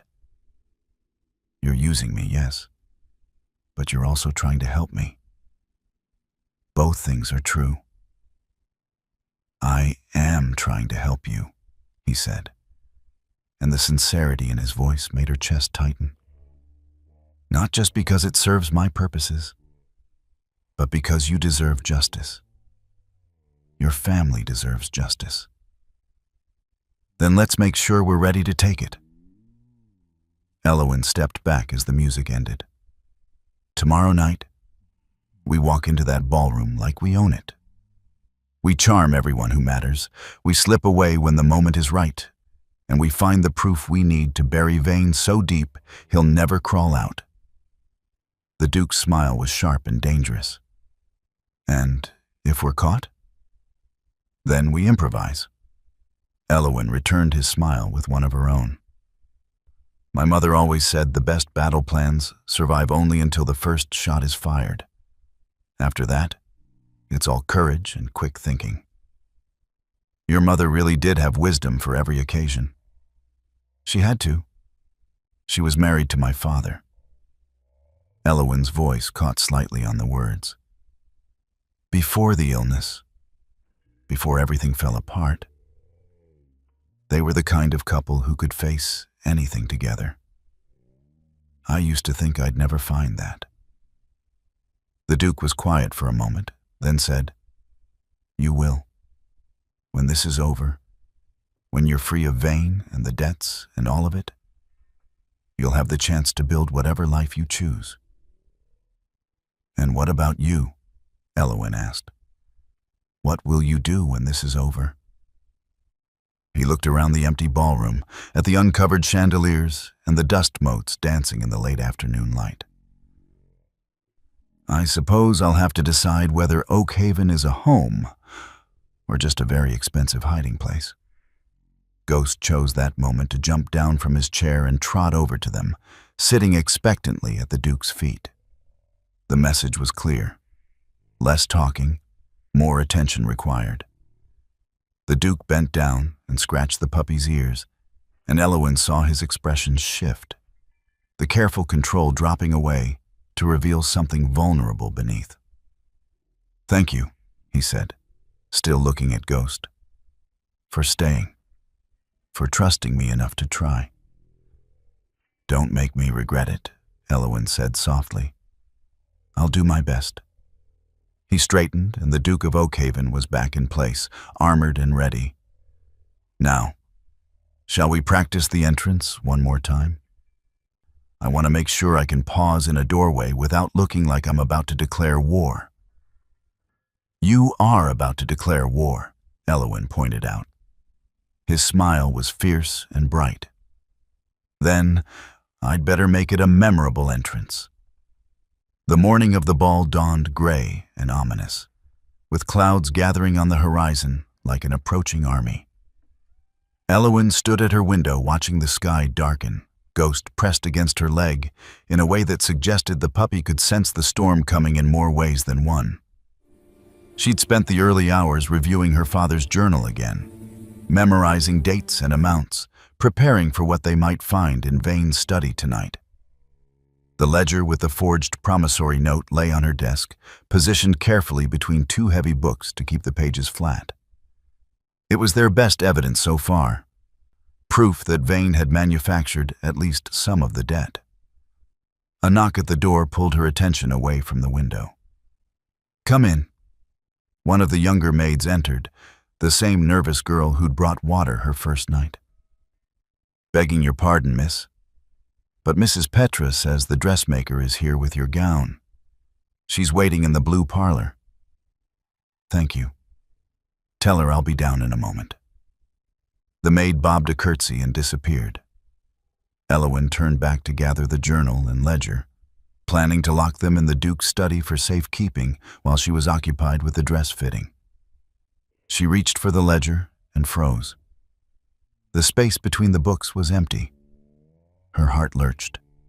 She checked the floor, thinking it might have fallen, then searched the desk drawers with increasingly frantic movements.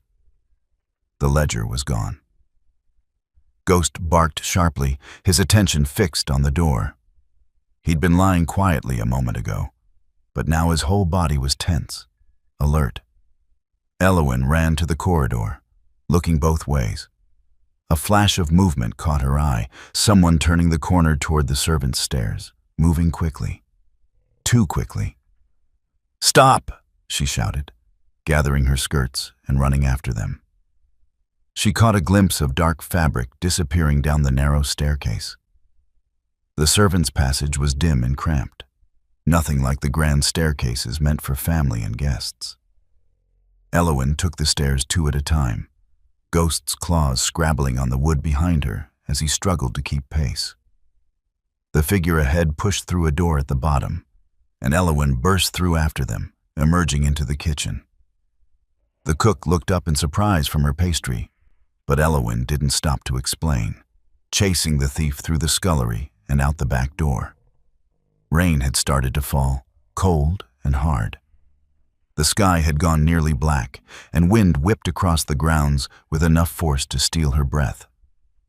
Ahead, she could see someone running toward the stables, their cloak billowing behind them. Ghost shot past her, barking furiously, his small white form stark against the darkening landscape. The puppy might be young, but he was fast, and more importantly, he was determined. "Ghost, wait!" But the puppy was already halfway to the stables, and Eowyn had no choice but to follow. Thunder rolled overhead as she reached the stable doors. They stood open, swinging in the wind. Inside, horses whinnied nervously, disturbed by the storm. Ghost's barking echoed from somewhere in the back. Eowyn stepped inside, her eyes struggling to adjust to the dimness. "I know you're here. Just give back the ledger and we can forget this happened." A sound behind her made her spin around. The Duke's driver stood there, the ledger clutched in his weathered hands. He was an older man, someone she'd barely noticed in her days at Oakhaven, quiet and efficient in his duties. "I can't do that, miss," he said, and there was genuine regret in his voice. "I'm sorry. I truly am." "Vane paid you," Eowyn said, understanding clicking into place. "How much? What's he paying you to spy for him?" "Enough to clear my daughter's debts." The driver's jaw tightened. "Lord Vane holds the note on her husband's shop. He said if I kept him informed about his Grace's activities, if I passed along anything useful, he'd forgive it. My grandson is sick. Miss, we need that shop." Ghost appeared from the back of the stable, his barking reaching a fevered pitch. He positioned himself between Eowyn and the driver, small body vibrating with protective fury. "So you'll betray the Duke? After everything he's done for you?" "His Grace has been good to me," the driver admitted. "But my family comes first. You'd do the same in my position. I wouldn't help a monster destroy innocent people." Eowyn took a step forward. "That ledger proves Vane is a fraud. If you give it to him, he'll destroy it, and we'll lose our only chance to expose what he's done. That's not my concern."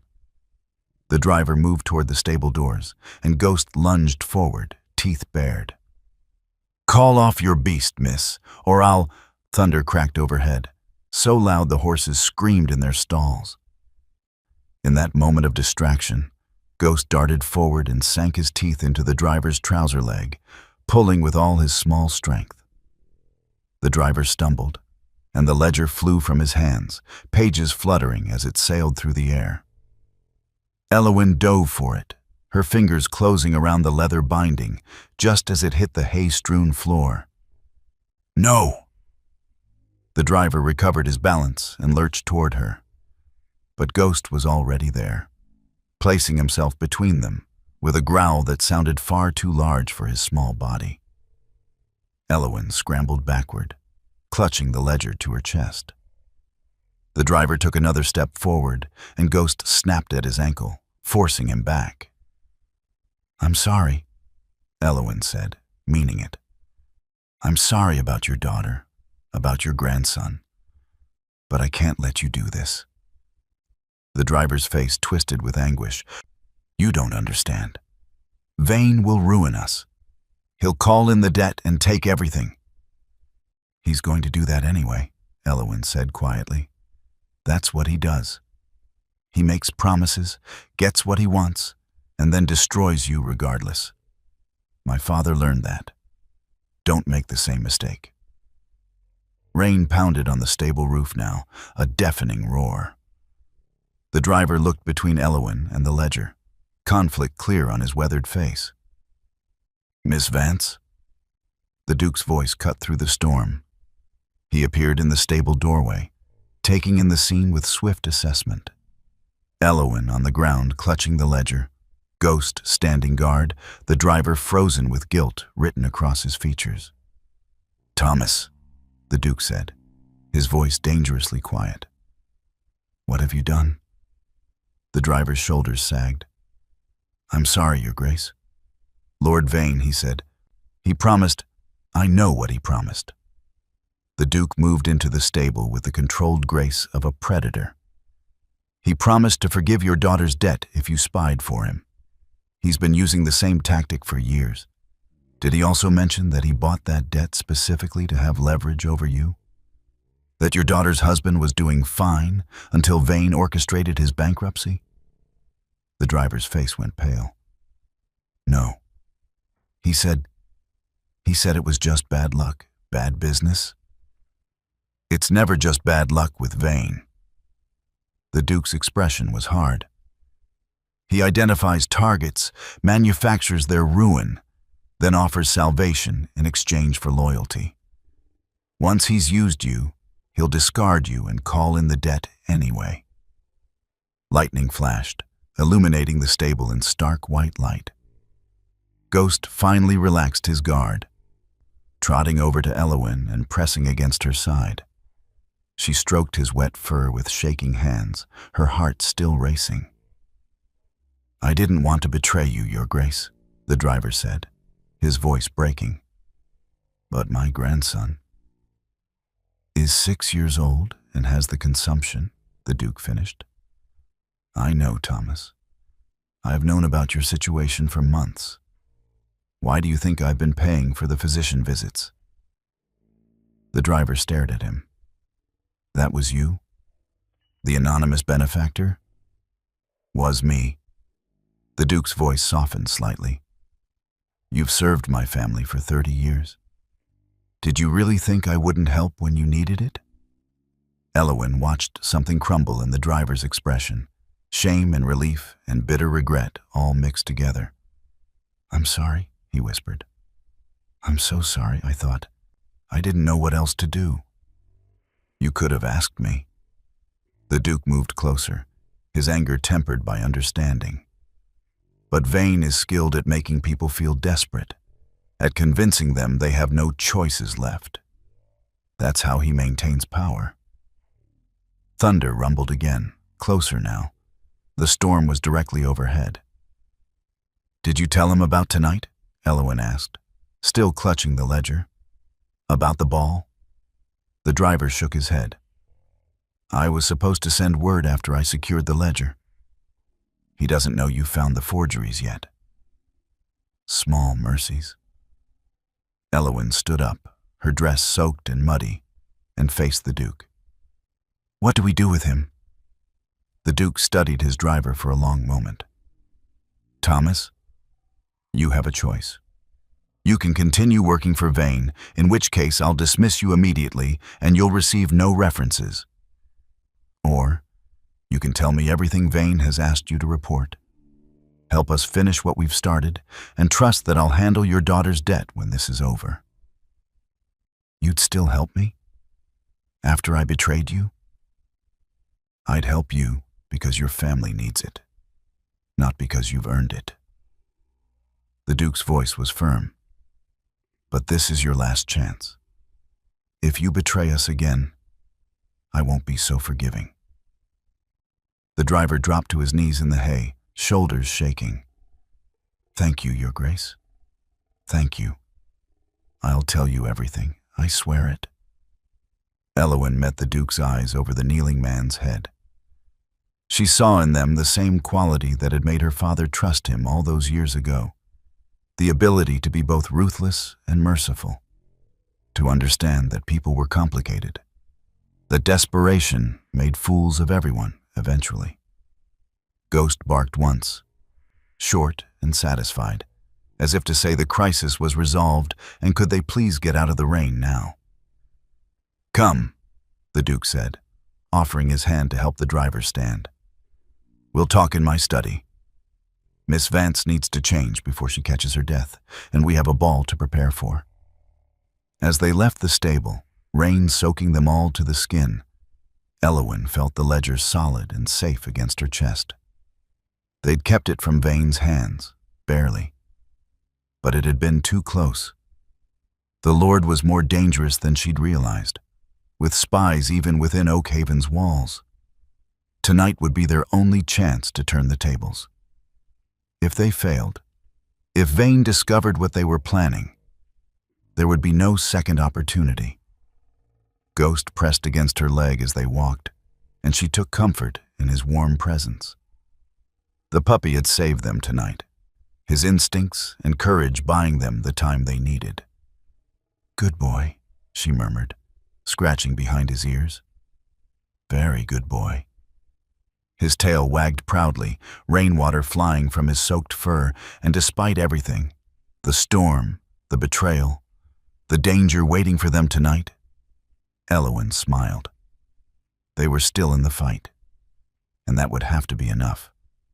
The ball gown was a masterpiece of midnight blue silk that seemed to shift between black and deepest sapphire depending on the light. Mrs. Petra had outdone herself, commissioning a design that spoke of elegance and authority rather than girlish innocence. The neckline was modest but striking, the waist perfectly tailored, and the skirts fell in graceful folds that whispered against the floor as Elowen moved. She studied herself in the mirror, barely recognizing the woman staring back. Her hair had been swept up by one of the maids, pinned with silver combs that caught the candlelight. She looked like she belonged at a ball in a lord's London mansion. She looked like someone Lord Vane couldn't dismiss as a desperate debtor's daughter. Ghost sat on the bed behind her, his white fur freshly brushed, watching with approval. They'd debated bringing him to the ball, but ultimately decided it was too risky. He'd have to remain at Oakhaven tonight, though he clearly wasn't pleased about being left behind. A knock at the door made her turn. "Come in?" The Duke entered, and Elowen's breath caught. She'd seen him in formal dress during their practice sessions, but this was different. His evening clothes were perfectly fitted, his cravat tied with the casual expertise she'd drilled into him, and he'd done something to his hair that made him look less like a reclusive scholar and more like the powerful nobleman he actually was. He stopped when he saw her, and for a moment, neither of them spoke. "You look—" He paused, seeming to search for words. "Formidable." "Good." Elowen picked up her gloves, the fine kid leather smooth beneath her fingers. "That's exactly what I was aiming for. You clean up rather well yourself." His mouth quirked. "High praise from my etiquette instructor. Don't let it go to your head. You still pause too long in doorways." She crossed to him, adjusting his cravat minutely, even though it didn't need it. "Are you ready for this?" "No." His honesty was stark. "But I'm ready to stop hiding. Ready to face them all and show them that Vane doesn't own me." "He doesn't own either of us," Elowen said firmly. "Not anymore. Tonight, we take back everything he's stolen."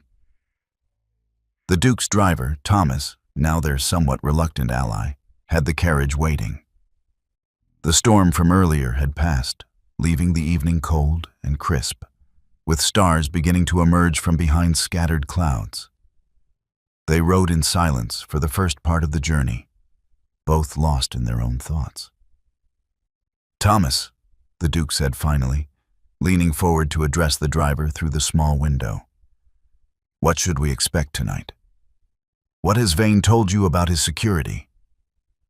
Thomas's voice came back, tight with anxiety. "He's hired extra footmen, Your Grace. Not for service, for watching. He told me he expects someone might try to cause trouble, though he didn't say who. They'll be positioned throughout the house." "How many?" "8 that I know of. Big men, the kind used to handling problems quietly." Elowen and the Duke exchanged glances. 8 guards made searching Vane's study significantly more complicated. "What about the upper floors?" Elowen asked. "Will they be guarded too?" 2 men stationed at the main staircase. But there's a servant's stair at the back of the house, near the conservatory. It's usually unguarded during events because the staff uses it for service. Usually, the Duke repeated. But tonight? Thomas hesitated. I don't know, Your Grace. Lord Vane has been more paranoid than normal these past few days. After the incident at Oakhaven, after he came to collect Miss Vance and you refused, he knows something is wrong. The carriage rolled on through the darkness, carrying them closer to Vane's London residence with every turn of the wheels. Elowen felt her heart beating faster, adrenaline beginning to sharpen her senses. We adapt, she said, echoing what she'd told the Duke during their training. We assess the situation, find the weakness in his defenses, and exploit it. The Duke's hand found hers in the darkness of the carriage, his grip warm and steady. Together, she agreed. Vane's residence appeared ahead, ablaze with light. Carriages lined the street, depositing elegantly dressed guests who streamed through the wide front doors into the entrance hall beyond. Music and laughter drifted out into the night, the sound of London's elite enjoying themselves, oblivious to the drama about to unfold. Their carriage joined the queue, and Elowen felt the Duke tense beside her. Remember what we practiced? She said quietly. Pause, survey, proceed with authority. You belong here just as much as anyone. I belong here more than most of them, he corrected, a edge of steel entering his voice. I'm a duke. Vane is barely a baron. That's the spirit? The carriage finally reached the entrance. A footman opened the door, and the Duke descended first, then turned to offer Elowen his hand. She took it, stepping down onto the cobblestones with her head high and her expression serene. Inside, they could hear the Master of Ceremonies announcing arrivals. A couple emerged from the entrance hall looking flushed and excited, already gossiping about who was in attendance. They stopped when they saw the Duke, their eyes widening with recognition. Is that? The woman started. Duke Mordrake, her companion confirmed, his voice carrying. Good God, I didn't think he'd show his face in society again after. The Duke's expression didn't change.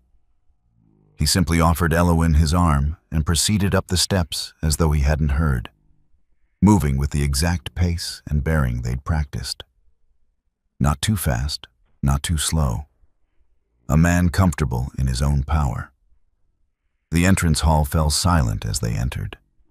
Conversations died mid-sentence, fans stopped their fluttering, and every eye turned toward them. The Master of Ceremonies, a portly man with magnificent whiskers, actually stammered when he saw them. His Grace, the Duke of Oakhaven, he finally managed, his voice carrying through the sudden quiet.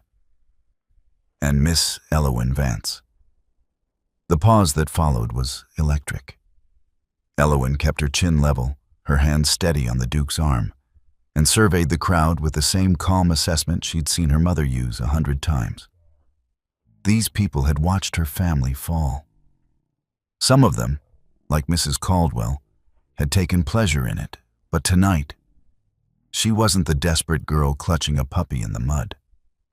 Tonight, she was the Duke of Oakhaven's companion, and that changed everything.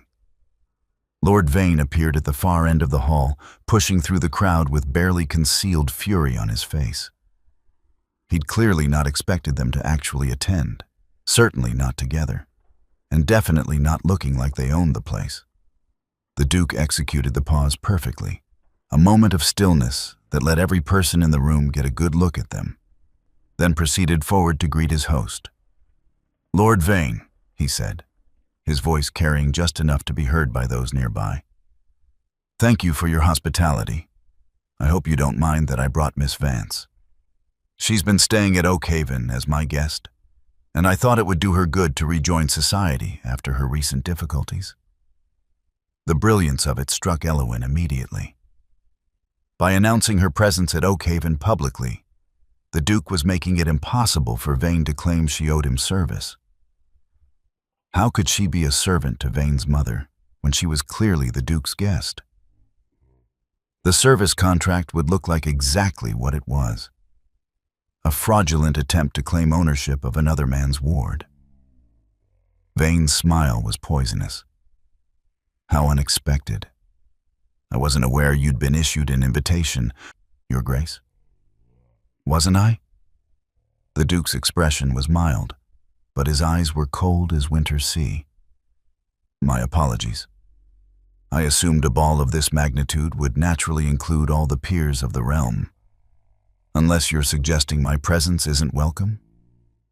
It was a trap, and they both knew it. If Vane said yes, he'd insult a duke in front of half of London's aristocracy. If he said no, he'd have to allow them to stay. Of course you're welcome, Vane said through gritted teeth. Both of you. Please, enjoy the festivities. We intend to. The Duke inclined his head with perfect courtesy, then guided Elowyn past their host and into the ballroom beyond. The room was magnificent. Crystal chandeliers, walls hung with silk, and an orchestra playing from a raised platform at the far end. Couples swirled across the dance floor, while others clustered in groups, drinking champagne and trading gossip. And all of them were still staring at the Duke and Elowyn. Lady Ashford materialized from the crowd like a shark scenting blood. She was exactly as Mrs. Petra had portrayed her. Elegant, sharp-featured, and radiating malicious curiosity. Duke Mordrake, she purred. What a delicious surprise, and with dear Silas Vance's daughter, no less. Tell me, are congratulations in order? Here it was, the first real test. The Duke's smile was slight but genuine. For what, Lady Ashford? Why, your engagement, of course. Surely that's the only reason a gentleman of your standing would bring an unmarried young lady to a ball. Elowyn felt the Duke's arm tense beneath her fingers, but his voice remained perfectly controlled. Miss Vance is under my protection as her late father's student and friend. I'm helping her navigate the recent unfortunate business with Lord Vane's fraudulent debt collection. The word fraudulent dropped into the conversation like a stone into still water. Lady Ashford's eyes widened, and several nearby conversations stopped entirely. Fraudulent? Lady Ashford repeated, her voice rising with glee. My dear Duke, what a serious accusation. One, I'm prepared to substantiate. The Duke's gaze swept the room, finding Vane across the ballroom.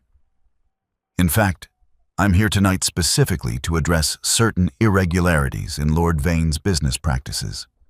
Irregularities that have affected not only the Vance family, but several other estates as well. The murmur that rippled through the crowd was exactly what they'd hoped for. Shock, fascination, and the kind of scandalous interest that would keep everyone's attention fixed on them, rather than wondering what they were really doing here. Vane was moving toward them now, his face flushed with barely controlled rage. This should be interesting, Elowyn murmured. The Duke's hand covered hers where it rested on his arm. Remember, we're not here to fight. We're here to distract, while we rob him blind. Exactly. Lord Vane reached them, his smile sharp as broken glass. Your Grace, perhaps we should discuss your concerns in private. I'd hate for there to be any misunderstanding in front of our guests. Oh, I think our guests would be very interested, the Duke said pleasantly. After all, several of them have also done business with you. I'm sure they'd like to know if their contracts are as creative as the ones you prepared for Silas Vance. The crowd pressed closer, sensing drama. Lady Ashford was practically vibrating with excitement. You're making a scene, Vane hissed. Am I? The Duke looked around as though just noticing the audience. How terribly rude of me. Please don't let us interrupt your lovely ball. Miss Vance and I will simply enjoy the music. Perhaps a dance would be appropriate? He turned to Eowyn, and she saw the question in his eyes. This was it, the distraction they needed. While everyone watched them on the dance floor, making a spectacle, they'd have their chance to slip away.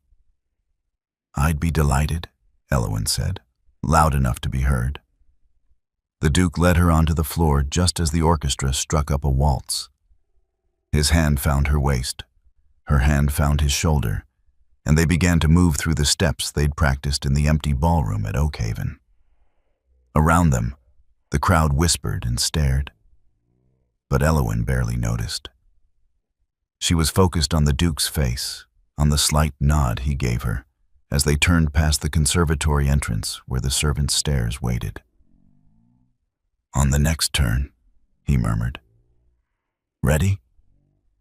Eowyn's heart hammered against her ribs. "Ready?" They swept through the steps, graceful and perfectly timed, and when they reached the edge of the dance floor nearest the conservatory, they simply kept going, through the doors, into the darkness beyond, leaving the whispers and music and Lord Vane's furious face behind them. The hunt had begun. The servants' staircase was narrow and dark, lit only by a single candle in a wall sconce. Eowyn gathered her skirts and climbed quickly, the Duke close behind her. Below they could hear raised voices, Vane shouting orders to find them, footsteps rushing through the conservatory. "He knows," Eowyn whispered. "Doesn't matter. We just need 5 minutes." The Duke pulled a skeleton key from his waistcoat. "Thomas said Vane's study is the third door on the left." They reached the second-floor landing and moved swiftly down the corridor. The sounds of the ball were muffled here, replaced by an eerie quiet. The Duke found the study door and worked the lock with practiced efficiency that made Eowyn wonder where he'd learned such a skill. The door swung open, revealing a room that reeked of expensive cigars and self-importance. Vane's desk dominated the space, its surface clear except for a single lamp. But the walls were lined with filing cabinets and lockboxes. "He's a collector," the Duke murmured, moving to the nearest cabinet. Thomas was right. He keeps everything. Eowyn took the opposite wall, pulling open drawers. Files upon files of contracts, promissory notes, property deeds, all meticulously organized by family name. She found the V section and pulled out the Vance folder with trembling hands. Inside were a dozen documents bearing her father's signature. Some she recognized, legitimate debts from before the illness. Others were clearly forged, the handwriting wrong, the dates impossible. And there, at the bottom of the pile, was a physician's report. Her breath caught. "I found it." The proof he knew. The Duke was at her side instantly, reading over her shoulder. The report was dated 2 years ago, written by a Dr. Whitmore, detailing Silas Vance's deteriorating mental condition and recommending immediate family intervention. At the bottom, in Vane's own handwriting, was a note. "Useful. Continue extending credit. He won't remember what he signed." "That bastard," the Duke breathed. "He had a doctor confirm your father's illness, then deliberately exploited it." Footsteps thundered in the corridor outside. They were out of time. Eowyn shoved the folder inside her bodice, the papers crackling against the silk. "We need to leave. Now."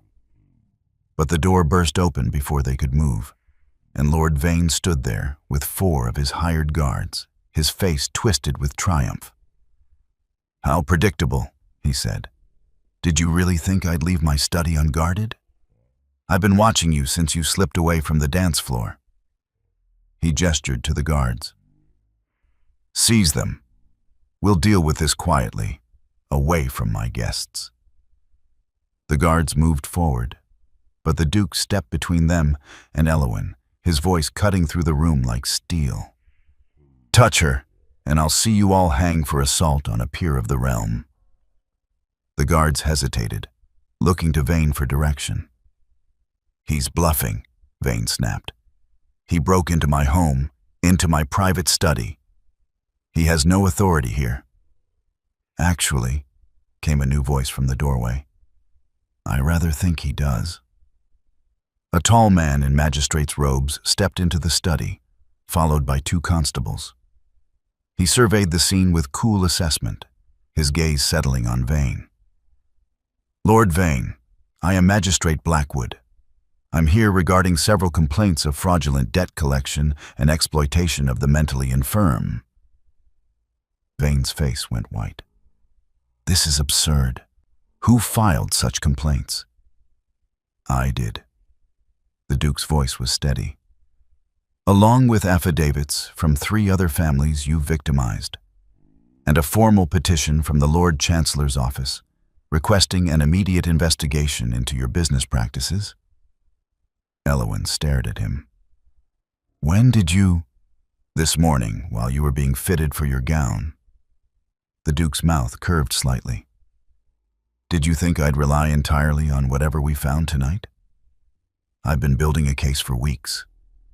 The evidence we needed from this room is merely the final piece." Magistrate Blackwood moved to the desk, his constables flanking him. "Lord Vane, you're hereby ordered to surrender all financial records pertaining to the complaints. Any attempt to destroy or conceal documents will be considered obstruction of justice." "You can't do this," Vane snarled. "I have connections. You have nothing," the Duke interrupted. "Your connections won't help you when the Lord Chancellor sees proof that you've been systematically defrauding the nobility, that you targeted sick men and manipulated their families, that you forged documents and bribed witnesses." Elowen pulled the folder from her bodice and handed it to the magistrate. "This contains a physician's report proving Lord Vane knew my father was mentally incompetent, along with forged contracts and altered promissory notes." Magistrate Blackwood scanned the documents, his expression growing darker. "Lord Vane, you are under arrest for fraud, forgery, and exploitation. Constables, secure this room. Nothing is to be removed until we've completed a full inventory."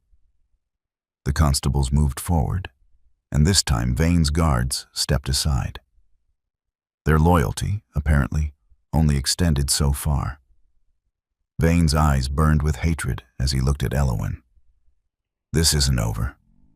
I still hold the mortgage on Oakhaven.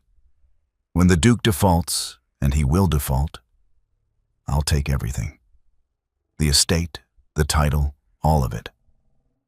"About that," the Duke said pleasantly, "I should mention that several of your former victims were quite interested in purchasing your assets once they learned of your arrest.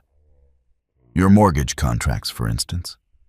I believe the Ashford family was particularly eager. They've been looking for leverage against you for years." Understanding dawned on Vane's face, followed by pure rage. "You sold my own debts out from under me."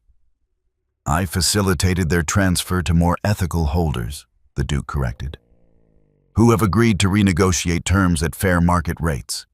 Oakhaven is safe, Vane, and so is everyone else you've tried to destroy." The constables took Vane by the arms, pulling him toward the door.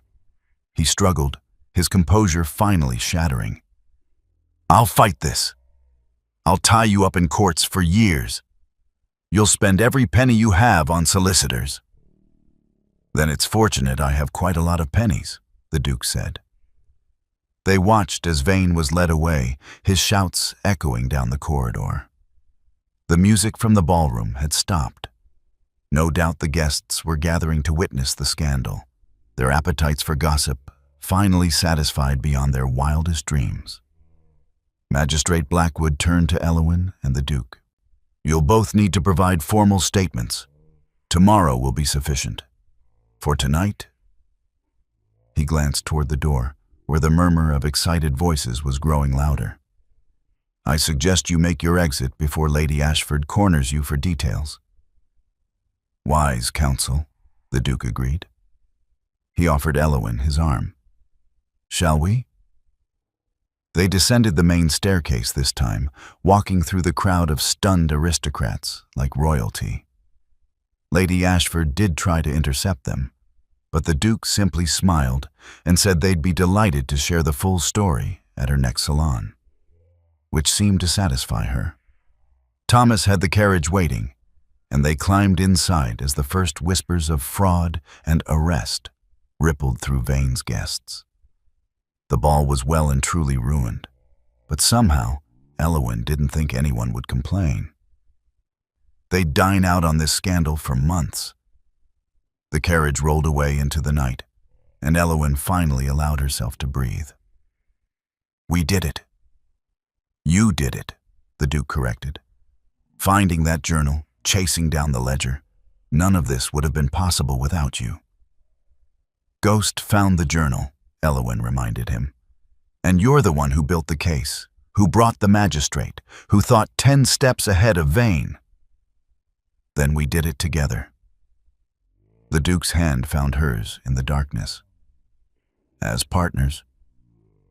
They rode in companionable silence for a while, exhaustion and relief washing over them both. It was only when they were halfway back to Oakhaven that the Duke spoke again. There's something I need to tell you, about the debt, about your father's estate. Elowyn tensed. What about it? I'm forgiving it, all of it. The paperwork will be filed tomorrow, the Vance family debts are cleared in full, and the estate will be returned to you and your siblings. She stared at him. You're giving back my home? It was never really mine. I only held it to keep it from Vane. The Duke's voice was quiet. You're free, Elowyn. Free of debt, free of obligation, free to go wherever you choose. The words should have filled her with joy. Instead, they felt like a loss. And what about you? What will you do? Return to Oakhaven, I suppose. Try to figure out what comes next. He looked out the window at the passing darkness. It's been so long since I've had to think about the future. I'm not sure I remember how. You could start by not being alone, Elowyn said softly. You could let people in. Let yourself live instead of just existing. The Duke turned to her, and in the dim light from the carriage lamps, she saw vulnerability in his expression. Is that what you'd want? If you stayed? Stayed at Oakhaven? Stayed with me. His hand tightened on hers.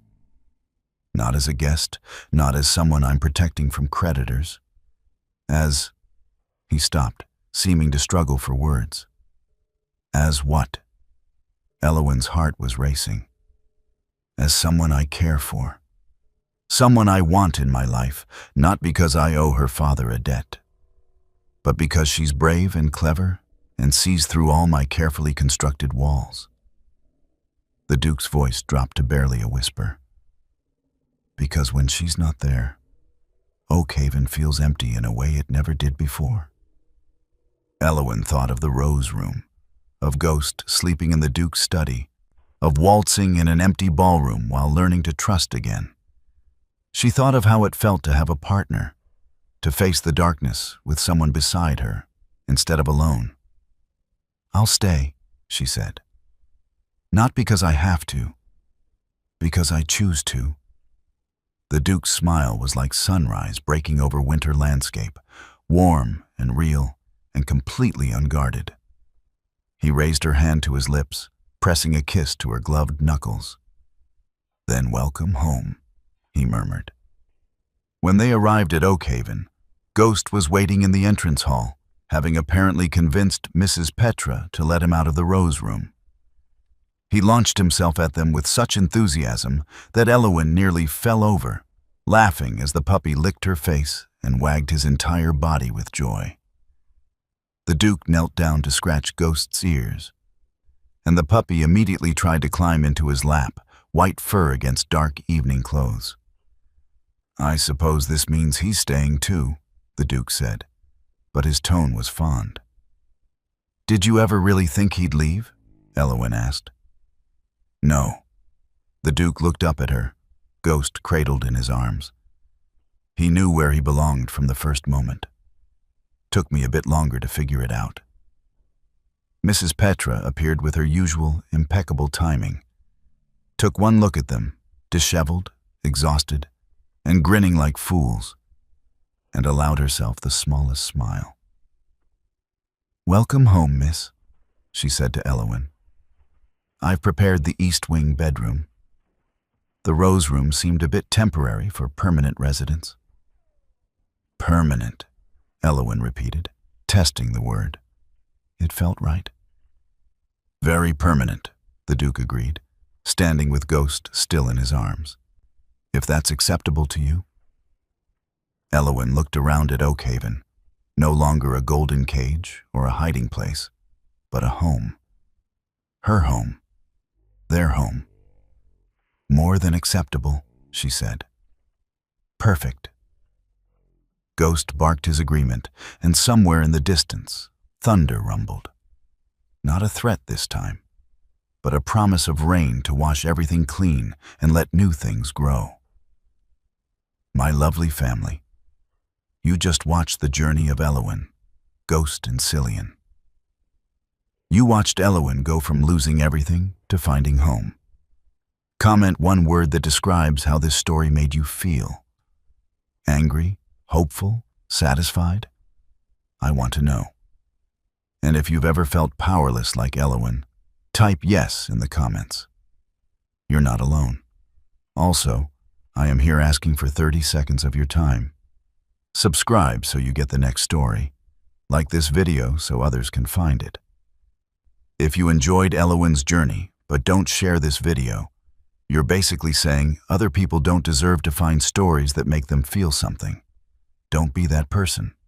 Share this with one writing group, one book club, one friend who loves redemption arcs. That's all I ask. You've already given me an hour.